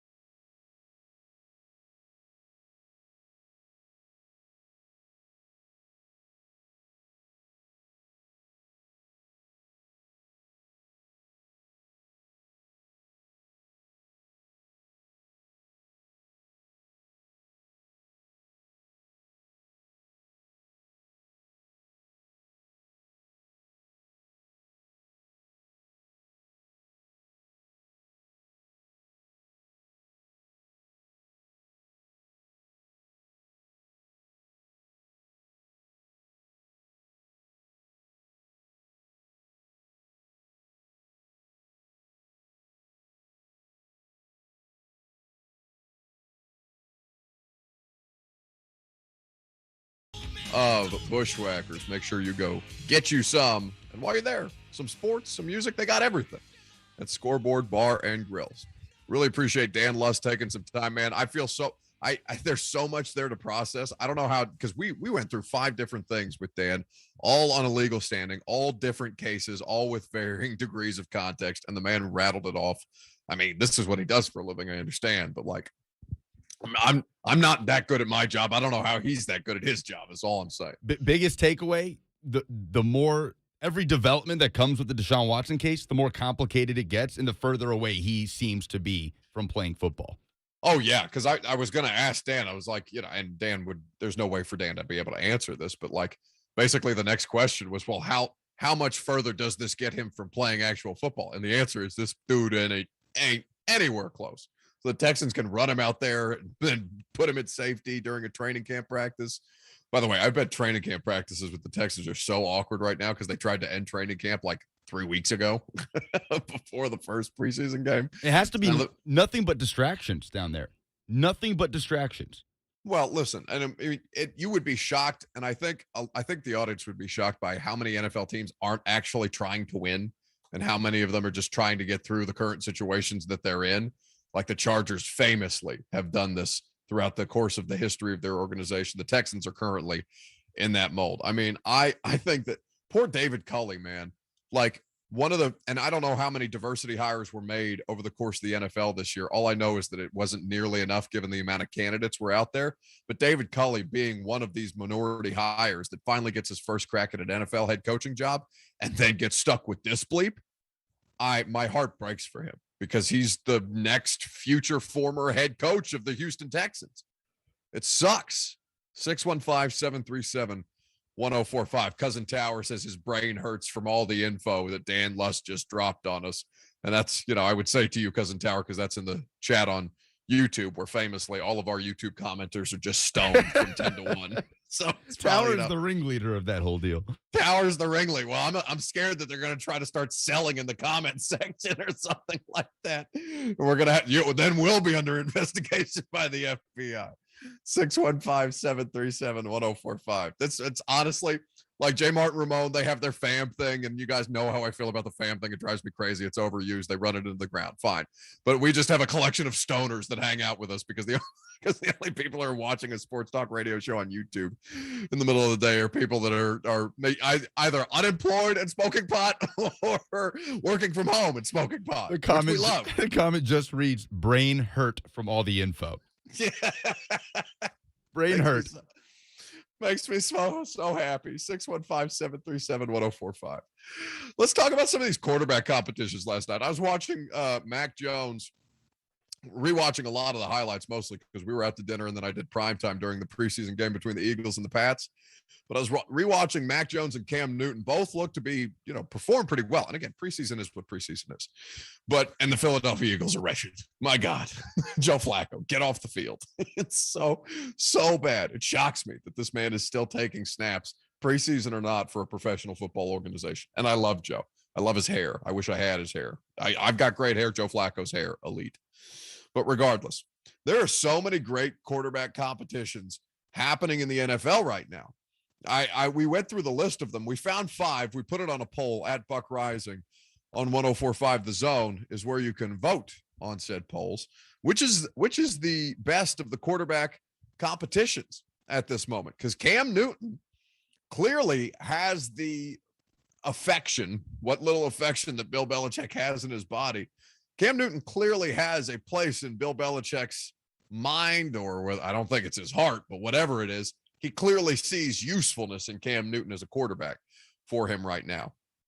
Mac Jones, though, looks to be hugely efficient, operates very, very well from in the pocket. He's not mobile. He's not overwhelmingly athletic, but his pocket mobility, how he's able to avoid pressure whilst in the pocket, is something that seems to really, really be a strength for him. So they're different quarterbacks that do different things, and they both have a usefulness to the New England Patriots this year. But I'm looking at the quarterback competitions. A lot of them have to do with people like Cam, rookies coming in to try and supplant the veteran on the team that drafted them. You have Jimmy G and Trey Lance duking it out to a degree in San Francisco.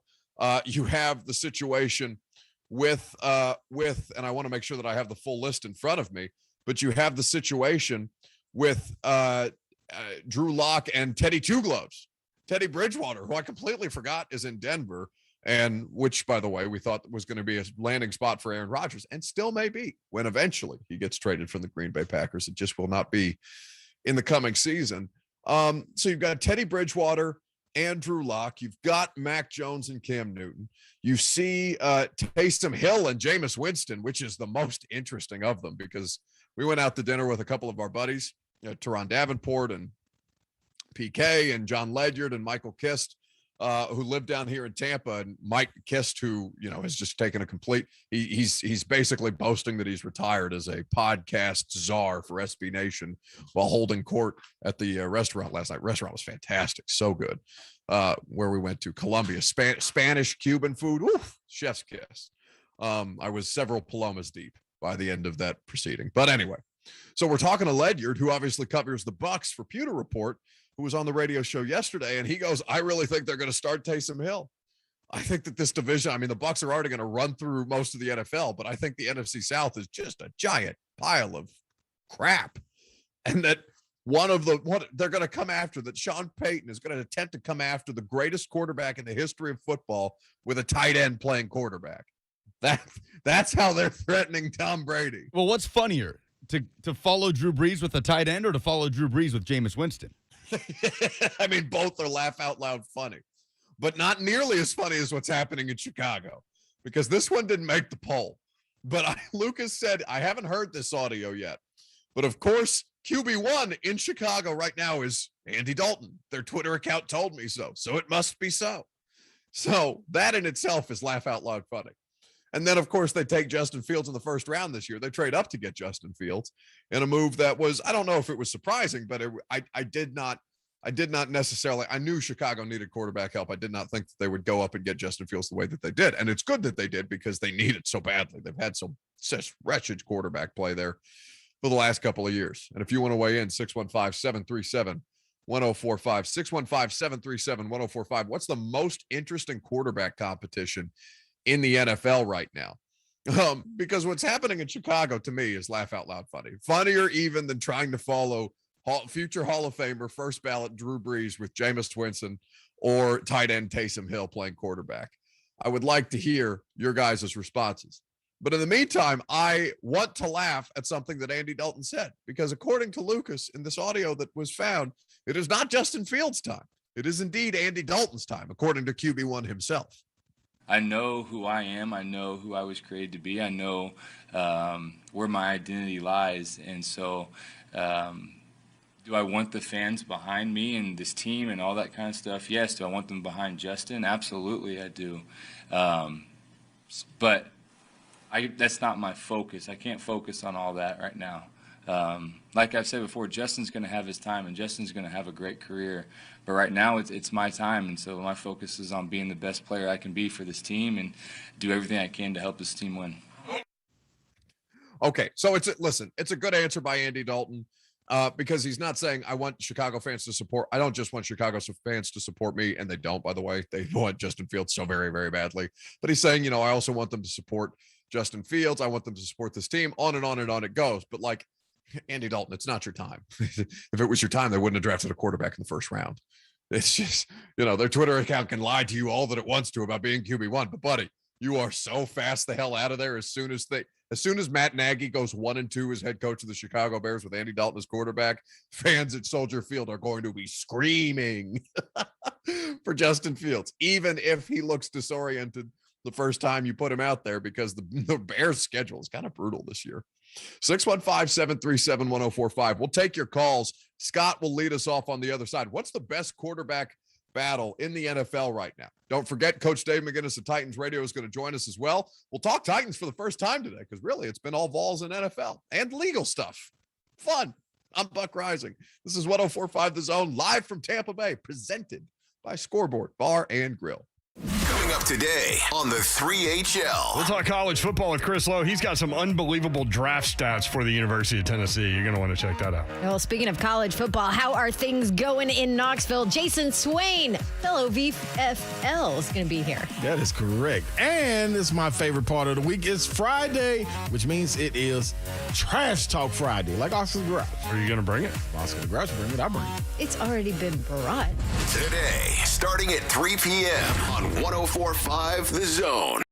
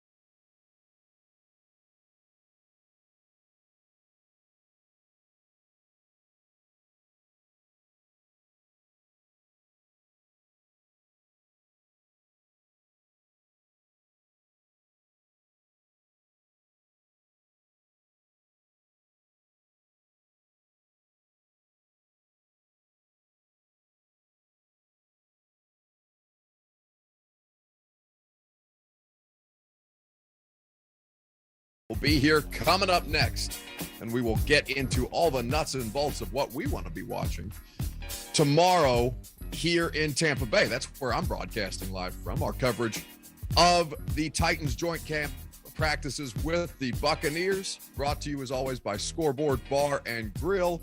Sports, music, the world's largest selection of bushwhackers. Check it out, Scoreboard Bar and Grill in the Nashville area. If you want to get involved, 615-737-1045. What are you most looking forward to seeing?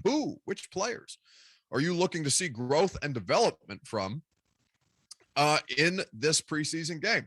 I would assume that the starters would not play.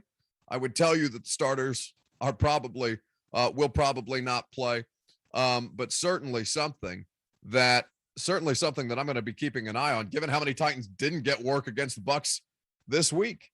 If you want to jump in on the call, on the phone lines as well, you may do so, because we've been talking about quarterback battles as well across the NFL. So let's do that and go to Scott, who's in Nashville, who's been waiting very patiently. Good morning, Scott. Hey, Buck, can you hear me? Sure can, buddy. Coming from you live from Old Hick Boat Slip, about to have a day. Just a question for you. Are tan suits appropriate for weddings that aren't on the beach? I'm going to a barn wedding in 2 weeks. And also, can we please return Louisville's banner after this Baylor stuff? Come on. Thank you.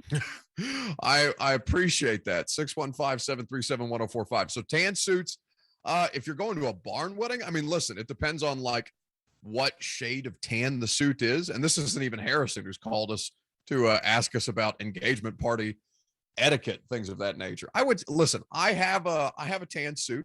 I would, if you look good in it, Rick, wear it. In fact, I just got the first, what do you call it, bespoke suits I've ever bought. 2 of them made in my life. One is tan, the other is plum. So I would say, whatever's your color, buddy, do your thing. And then as far as returning the banner to Louisville after what's happened at Baylor, I mean, both are ridiculous for a great many reasons, but I would say ultimately that the NCAA needs to just be disbanded. Now we've already begun our campaign to defund the NFC East. I would now like to begin the campaign to defund the NCAA. We are a lot of things, a lot of societal norms need to be broken.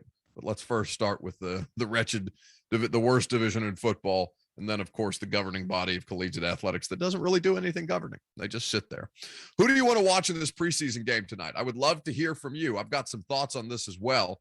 A list of players that I saw do work this week, some guys that I didn't see get involved. But let's first start with John, who's in Franklin, who wants to see Caleb Farley get some work tonight. What's going on, John? What's up, fam? Hey, good afternoon, Buck. I was about to say, you got the wrong show, man. I'm going to send that fan bleep right into the sun. You can't play that with me.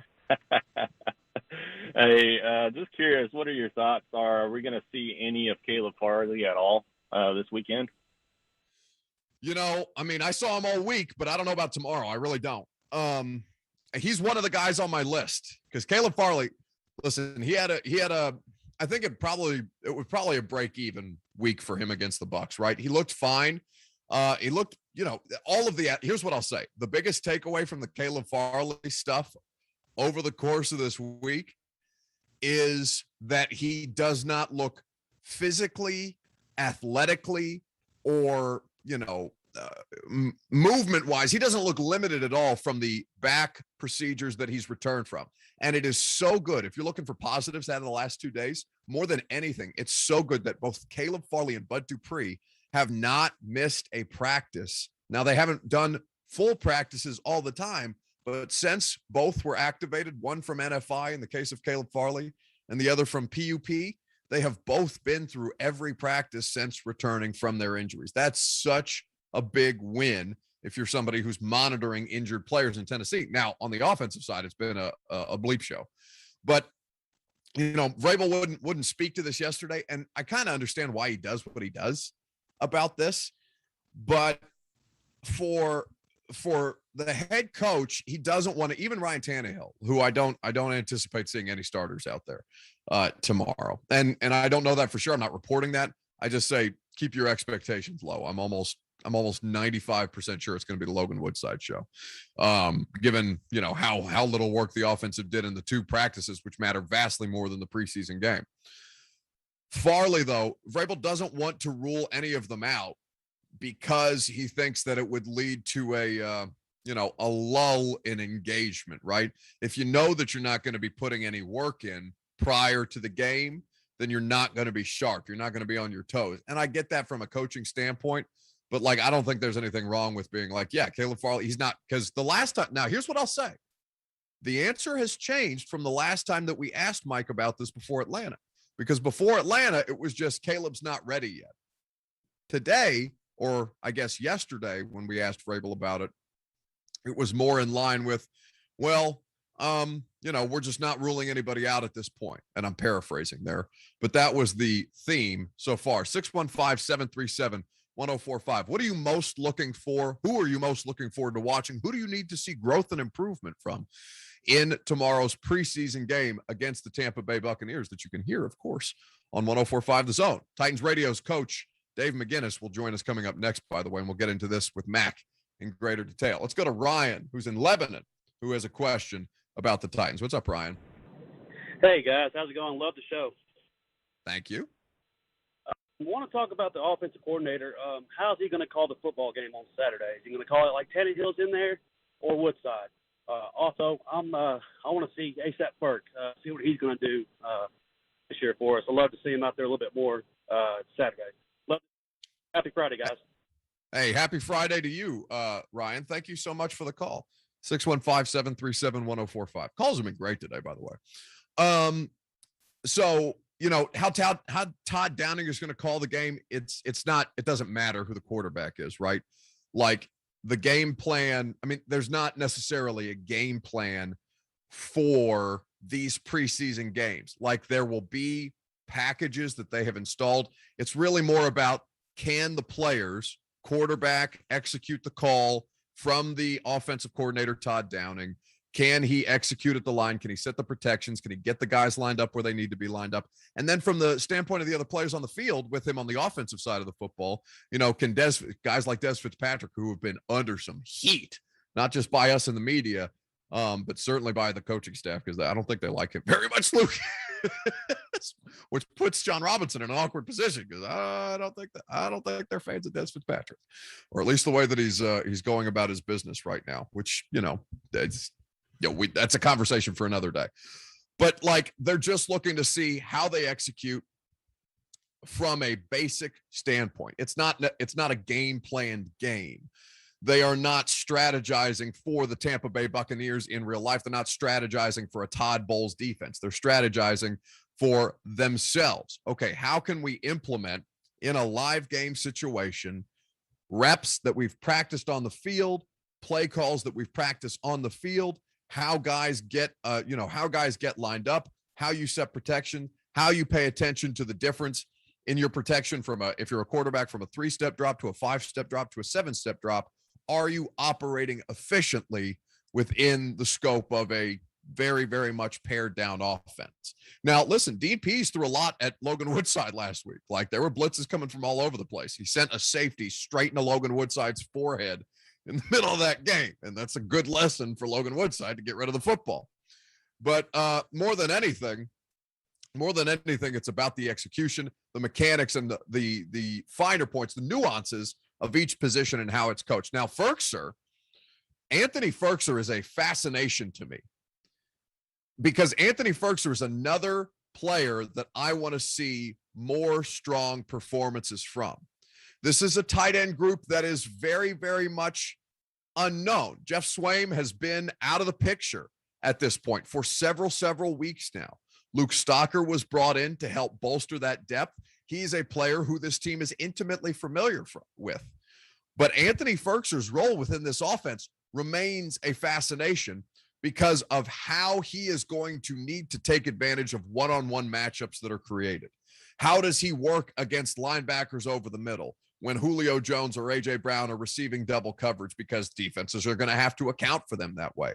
How does he further his craft from not just being a glorified slot receiver, but turning into a more fuller version of the tight end position. Is it necessary for him to do that? Because I don't necessarily know that it is. What I am looking forward to most, and what I need to see from him still, you've seen him get a lot of good work throughout the course of the last couple of weeks in training camp.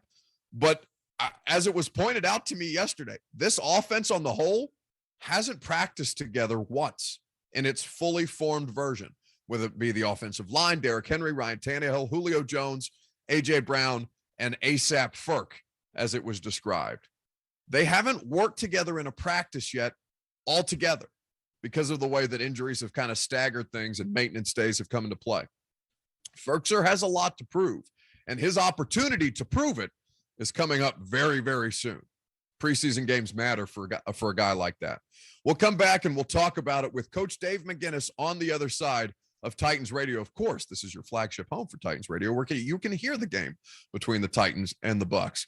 That and much more coming up in the final hour of the show, presented by Scoreboard Bar and Grill, live from Tampa Bay. I'm Buck Reising. This is 104.5 The Zone. Stream Titans opinion on all your devices. It's the 104.5 The Zone app. Your home for Titans football and the flagship for Titans Radio. 104.5 The Zone. Hey, it's Lucas Panzica from the Buck Reising Show in Blaine and Mickey. And you know I love that feeling when a soccer ball finds the back of a net. There is nothing like it. And with BetMGM, you can win $100 when a goal is scored. You heard right. Sign up for the BetMGM app using code LUCAS100. And if your first wager is a $1 moneyline bet on any top Division League game, you'll receive $100 in free bets if either team records a goal. And the opportunities to score big this season don't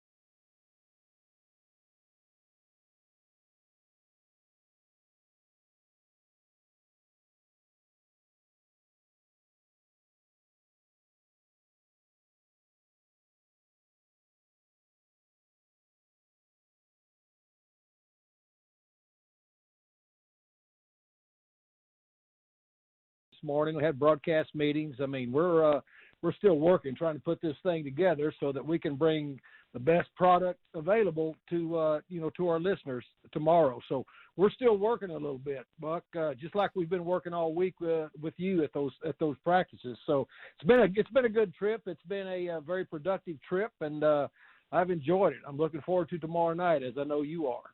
Absolutely. And of course, you can hear Titans Radio's coverage right here on 104.5 The Zone. Kickoff at 6:30. Of course, the countdown to kickoff will begin far before then. Coach Mack and Mike Keith on the call, along with all of the great Titans Radio crew. Rep Brian, Philip Noel, Brad Willis, and Amy Wells making it all happen from down here in Tampa Bay. So, Mac, these 2 days of joint work against the Bucs, there was not a ton. There were a handful of Titans that were held out of it for a variety of different reasons. The health is at the utmost importance, of course, at this time of year. They're just trying to get everybody to the regular season. But what did you kind of take away from these last 2 days, seeing the Titans get some work against the defending Super Bowl champions? Yeah, Buck, when I was all of my years coaching in the league, I probably did these joint practices probably 7 or 8 times. And I always really, they were very valuable. They're very valuable for 2 things. They're valuable for your younger players, because now they get a chance to go against somebody else in a different colored jersey, because there's some familiarity that goes with practicing against your own people a lot. And it gives your veteran players a chance to challenge themselves against better veteran players. I mean, that's the key to it. And the other thing that's key to this, when you're working against somebody, when you've got 2 staffs that are very compatible, which these 2 are. When I first got there, I went and talked with Bruce Arians and Todd Bowles and those guys, and they were very much looking forward to working, with Mike Vrabel and his staff, because you got 2 veteran staffs that understand what this is about, so that you can script things that you want to see offensively, defensively, and the special teams periods, which are very big for these guys that are trying to make this team. I really enjoyed both days of work. I think that you had a lot of give and take on both sides. It's not necessarily who wins the day. Of course, people like to phrase it as that. But you want to see what you want to see, the things you want to work on. You want to see how really your younger players step up to the challenge, and then you want to see your veteran players, sharpening what they're doing against veteran players. I thought it was a very, very productive. Very predictive that the second day, starting with the gunner drill, which has always been the case since I've been doing this, is the one that's going to get everybody riled up and revved up. And plus, because it was 212 degrees out there on the field, everybody was a little testy that second day.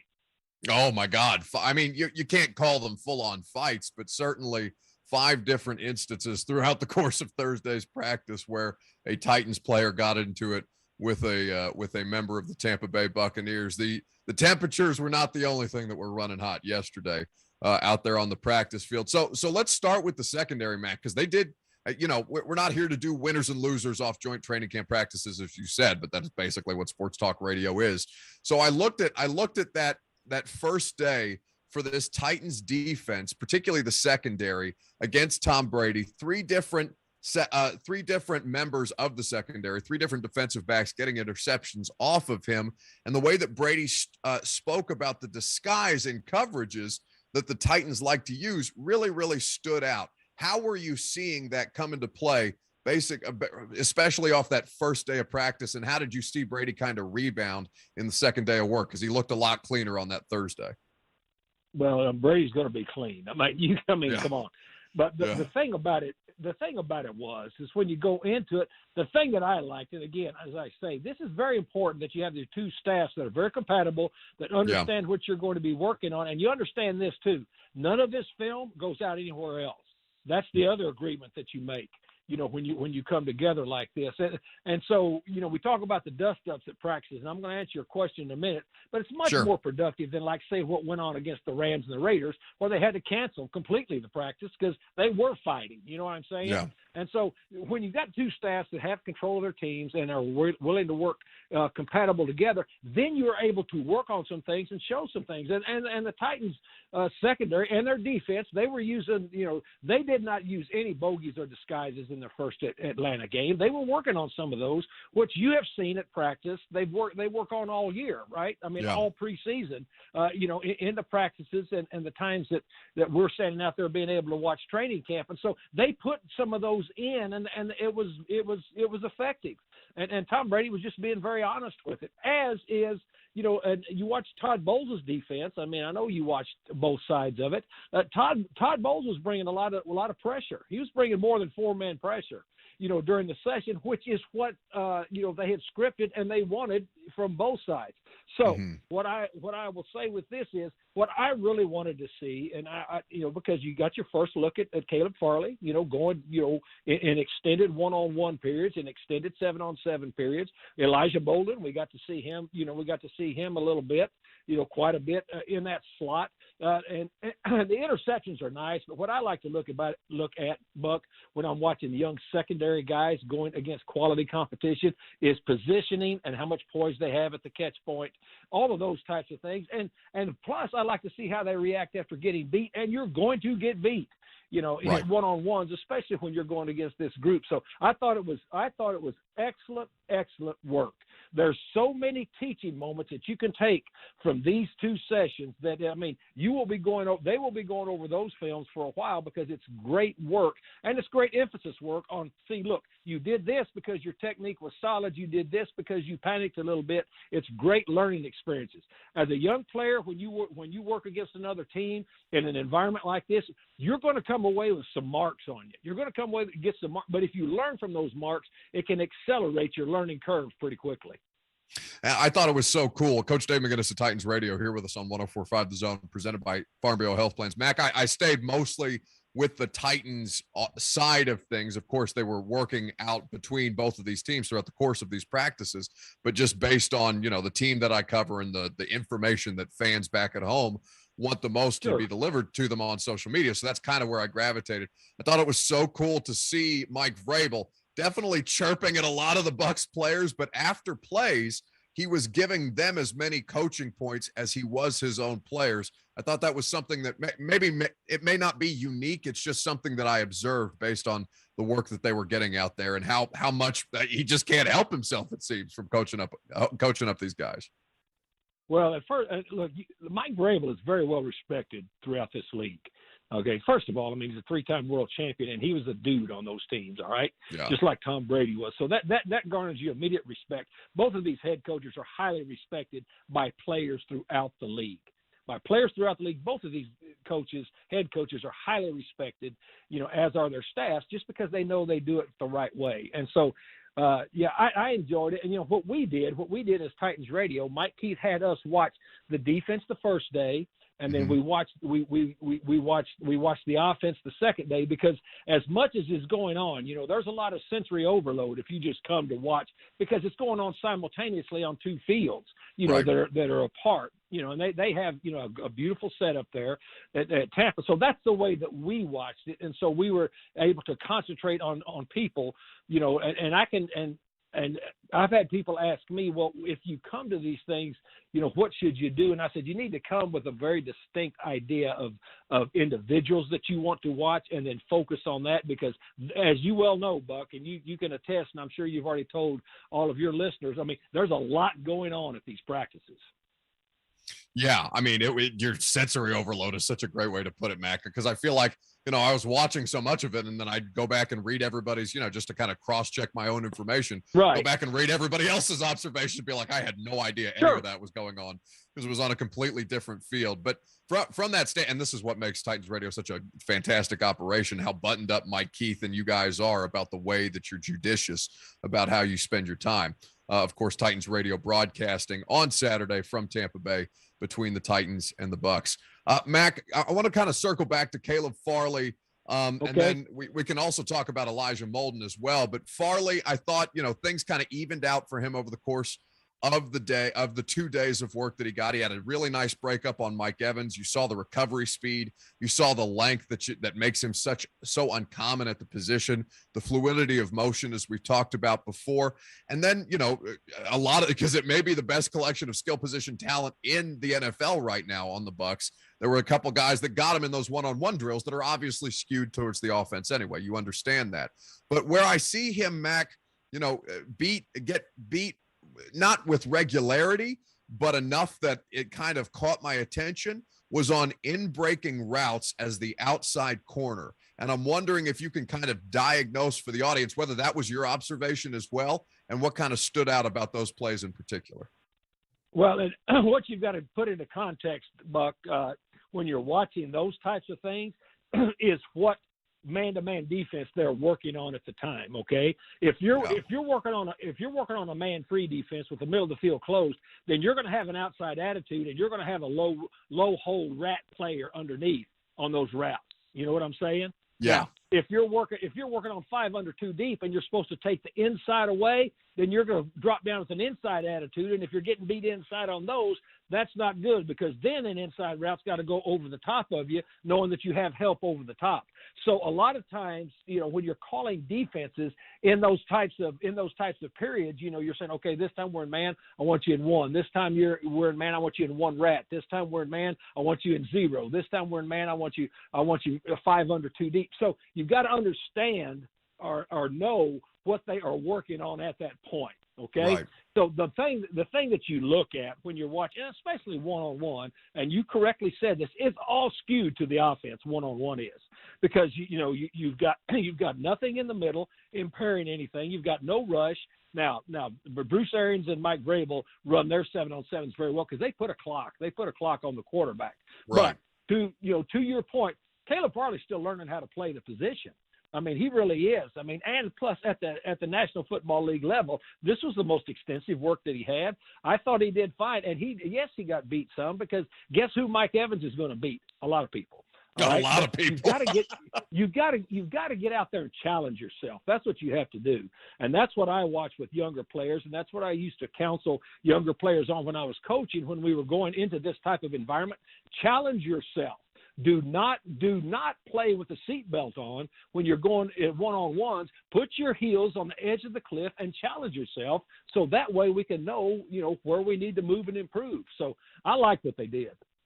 Oh, and certainly the way that, because you're as much looking, at least from my standpoint, you're as much looking for like how they respond after each individual play, what the body language kind of looks like. And I thought that he responded, speaking of Caleb Farley, really, really well to the opportunities that he got and the work that he was getting in against such a talented collection of skill position players. Speaking of counseling younger guys, Mac, that seems to be a lot of the theme around Des Fitzpatrick, the 4th round wide receiver on this team right now, and kind of the amount of different positions he's being asked to learn all 3 for this team, understanding that he's not necessarily going to be forced into action unless there's some kind of injury, God forbid, knock on wood, all these things. But in a situation like Des Fitzpatrick, what you're saying there kind of hit me, because he does seem like he does need a little bit of counseling right now.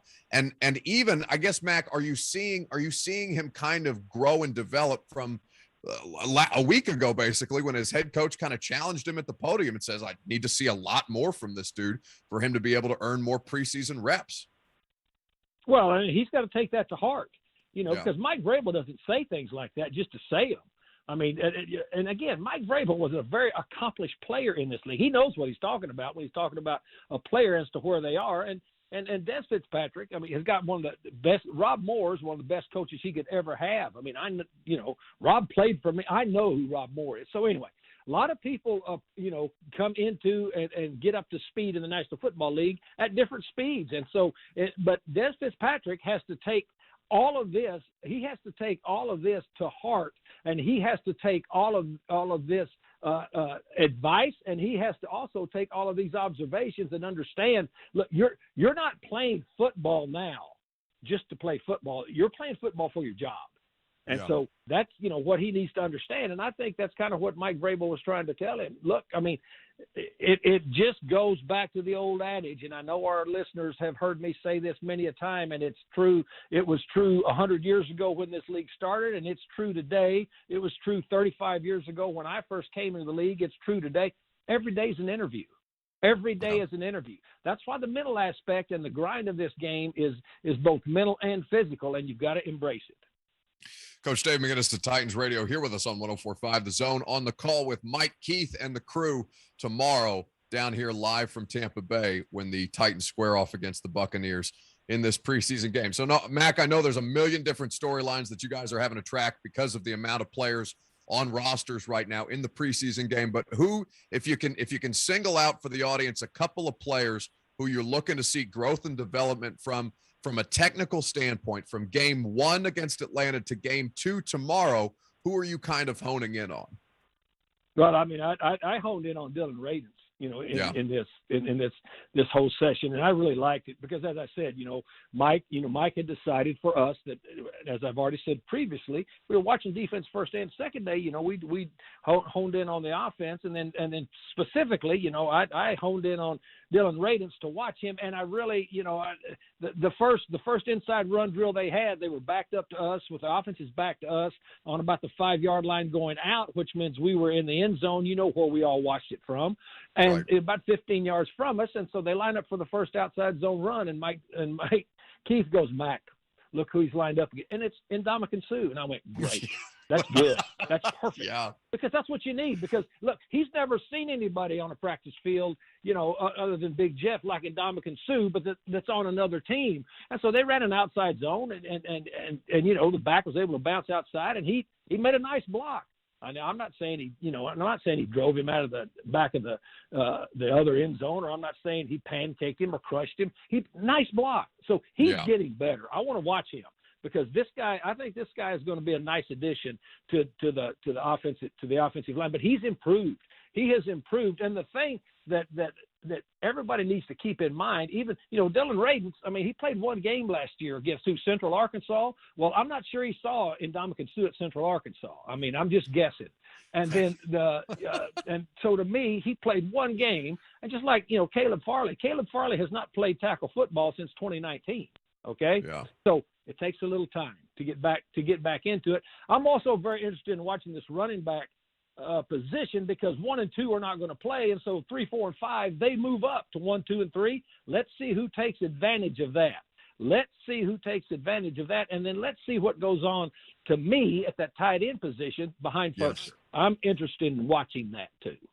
It's going to be fascinating to watch, and certainly fascinating to listen to Coach Mack, Mike Keith, Amy Wells, Rhett Bryan, Brad Willis, everybody who's responsible with Titans Radio and for Titans Radio, making it all happen tomorrow on the broadcast. Coach Mack, I appreciate your time as always. I know there are no off days for Coach Mack, but if you find a little time, Mack, I don't know if you're getting to the beach or maybe a waterside bar or something like that, but you got to take a break every once in a while, brother. You're working too hard.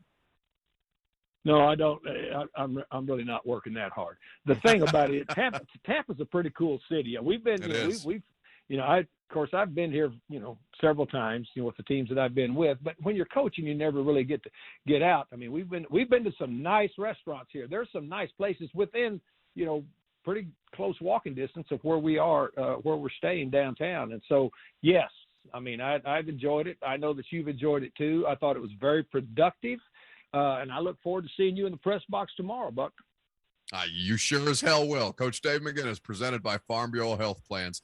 Always good to catch up with the man in black. All right, we will come back and wrap up the show for the end of the week. Coming up next, presented by Scoreboard Bar and Grill, it's 104.5 The Zone, live from Tampa Bay. The Titans are in Tampa against the Super Bowl champion Tampa Bay Buccaneers. Yeah, it's the preseason, but hey, it's Tom Brady. Mike Keith and Coach Mack have the kickoff tomorrow night at 6:30. Throws a man down and goes out of bounds at the 40. on your home for Titans football and flagship for Titans radio. 104.5 The Zone. I sold my home for more than I anticipated, and I got to decide when I was ready to move. I received my all-cash offer from Mark Spain Real Estate, and they let me move after I found my new home. They made it easy. Hey, this is Dawn Davenport, and that review is from listener Melinda from 104.5 The Zone. If you're like Melinda and you're ready to take advantage of this red-hot real estate market, the guaranteed offer from Mark Spain Real Estate makes selling your home easy and stress-free. No showings, no open houses, no stress. Don't worry about constant cleaning and costly repairs to get your home ready to sell. Sell your home hassle-free with the strongest cash offer in the industry. The Wall Street Journal ranks Mark Spain Real Estate #1 real estate team in the U.S. for closed transactions for the 4th year in a row. There are no showings, no open houses, no stress. It is that simple. Mark Spain Real Estate has earned over 6,000 five-star reviews, so sell your home with the most trusted real estate team. Go to markspain.com today, markspain.com to get a guaranteed offer on your home and start packing. Call 855-299-SOLD. Lately, we've been getting a lot of calls and questions about acoustic wave therapy for the treatment of erectile dysfunction. This is a relatively new treatment for ED, but one we've been using for years. This is Kim for the Tennessee Men's Clinic, and if you're looking at acoustic wave therapy or any option to help your ED, it's worth a visit to check us out. Our wave therapy protocols use acoustic wave technology, but often also combine it with other treatments that can give most of our patients far higher satisfaction rates. There is no surgery nor any type of invasive procedures required, and while most clinics you hear about only offer sound wave treatments, with our urologist and provider's guidance, you can likely have sex the day after your appointment and experience fewer letdowns. With another one of our ED treatments, you can last up to an hour and a half, and our expertise in treating these issues means you'll get the results you want. So make your appointment today. We'll show you why our acoustic wave program is the better way to do wave therapy. Call us today at 615-208-9090 or go to TennesseeMen'sClinic.com. Visit our website to learn more, including side effects. Treatments extra. Results vary. Two Rivers Ford announces the all-new Built For You program. Now you can order any Ford, any color, with any available features and accessories from Two Rivers Ford and have your vehicle delivered right to your door. It's just another way that Two Rivers Ford makes buying a vehicle easy. So if it's not on the lot, it's not a problem. Two Rivers Ford will order the exact Ford you want built just for you. So ask about the all-new Built For You program at Two Rivers Ford today. Two Rivers Ford. Love where you buy your Ford. Middle Tennessee football is back in action Saturday, September 4th. Your Blue Raiders host preseason #1 Big South Conference pick, the Monmouth Hawks, with a 6 p.m. kickoff. Floyd Stadium provides fun for fans of all ages with the Blue Raider Beer Garden featuring Steel Barrel Brewery, plus a family fun zone with inflatables, carnival games, and an ice cream station. Wear your blue and come early for the Raider Walk and stay after for the post-game fireworks. For tickets, head to GoBlueRaiders.com/tickets. Stronger together inside Floyd Stadium. Go Blue. For the first time since 2014, the FDA has approved a new weight loss drug now available at Edge Peptide. According to a new study, the average person lost 12% of their body weight, and Edge Peptide clients are already seeing results. This month, Edge Peptide is including a cellular food and sensitivity test with your prescription, a $1,200 value for free, with valuable diet coaching from the experts at Edge Peptide and access to this revolutionary weight loss drug. Your fitness goals could be closer than ever. Go to edgepeptide.com to schedule an appointment. That's edgepeptide.com. Southern Trophy House offers much more than trophies and awards. As a trusted, locally owned business serving Middle Tennessee for more than 60 years, they offer promotional and advertising specialty items to keep your brand visible. From embroidered and screen-printed apparel to corporate awards, signs, name badges, and more. Let them handle packing and shipping directly to your customers or employees, delivering top-quality merch and awards to your business and clients that need to be recognized. Give them a call today at 615-256-7295 or online at southerntrophy.com. One of the things I love about betting on FanDuel Sportsbook is you get more than one shot to swing for the fences. So right now, new and existing users can get up to $25 back in site credit each day. Just place a minimum 5-leg baseball parlay, and if it falls one leg short, you get up to $25 back with parlay insurance. How about that? Gives you a chance to put a smaller bet down and then win big. There's a reason FanDuel Sportsbook is America's #1 sportsbook. And when you win, FanDuel is going to pay you your winnings in as little as 24 hours. In addition to the parlay insurance, if you haven't tried FanDuel Sportsbook yet, new users, place your first bet risk-free. FanDuel Sportsbook, promo code DAWN. Must be 21 and older and present in Tennessee. First online real money wager only for risk-free bet. Refund issued as non-withdrawable site credit that expires in 7 days. Max refund $25 per game. Restrictions apply. See sportsbook.fanduel.com for details. Gambling problem? Call the Tennessee Red Line, 1-800-889-9789. College Hunks Hauling Junk and Moving is hiring for full and part-time employees to fill roles in all departments. We offer up to $20 per hour, company-paid health insurance, and 401k. Go to collegehunkshaulingJunk.com or call 615-934-2857 to apply today.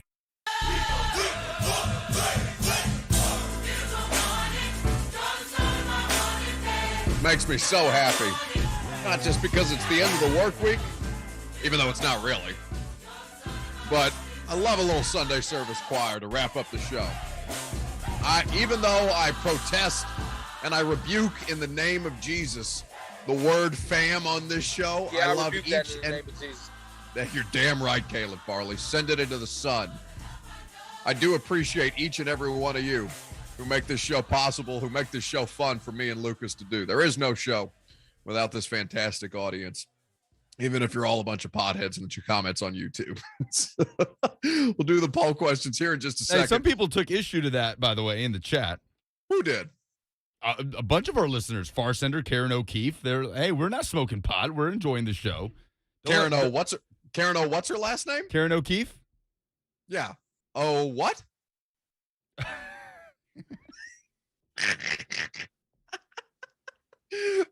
Don't let the vocal minority paint our listeners in a light they don't want to be painted in.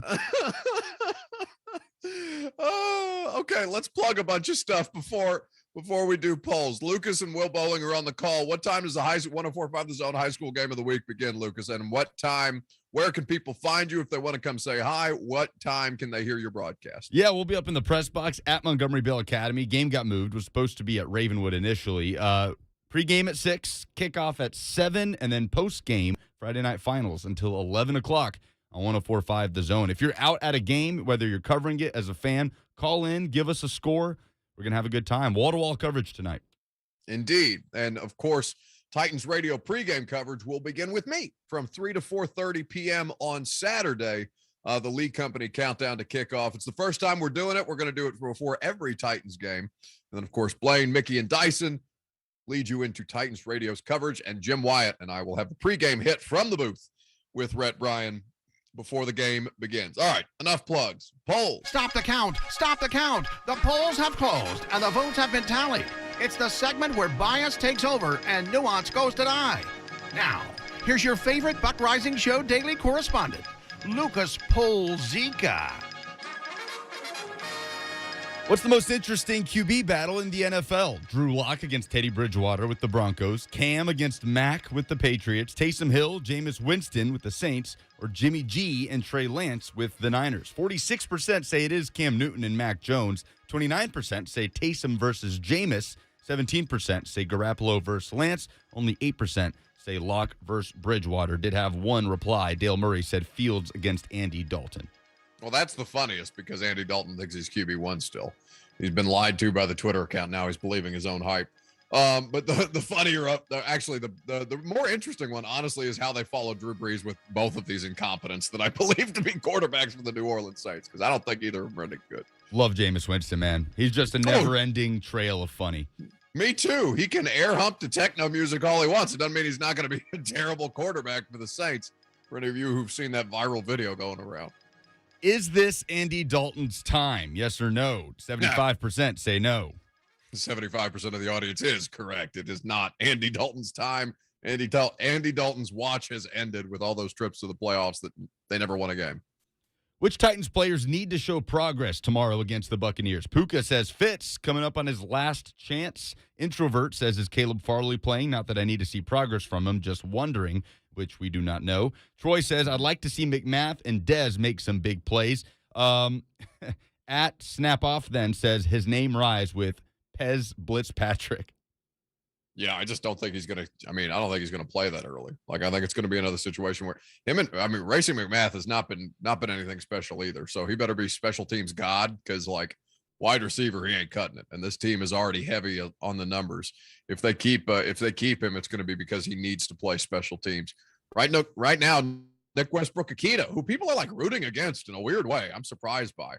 He's been fine. He's better than the other two options. So I would not anticipate either of those two, Des Fitzpatrick or Racey McMath, getting snaps over the rest of the wide receiver group at this point.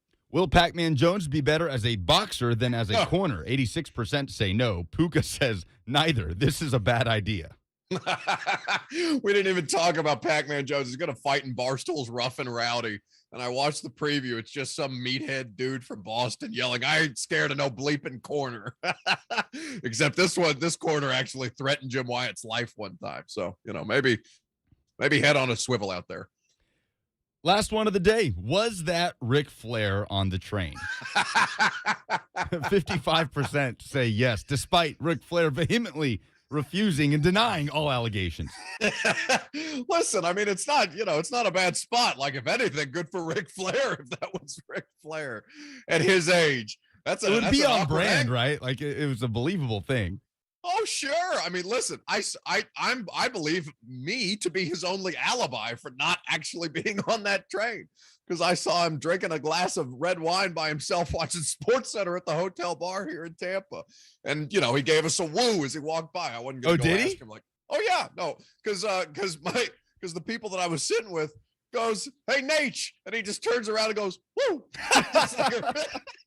This is the real stuff. Oh, man. I did not know that. So do any trains leave Tampa Bay? Are there any trains coming out of anywhere in Florida? Yeah, there's one right downtown that runs by my hotel at like 4 a.m. Because if there wasn't, you could just send him that picture and be like, this is your alibi. It's possible, but listen, I'm proud of if it was in fact Ric Flair, which again he has vehemently denied. I am proud of him because at his age, any kind of activity in that way, shape, or form is impressive. And we'll leave it there. I wish I could say you were done with me, but Blaine and Mickey's coming up next, and I'm on that damn show too, because I can't stop talking in front of microphones. You guys have been fantastic all week. Again, thanks so much. Thanks to our friends at Scoreboard Bar and Grill for making our coverage from Tampa Bay possible. The coverage will continue with preseason action between the Titans and the Bucks on Saturday. We'll talk to you then.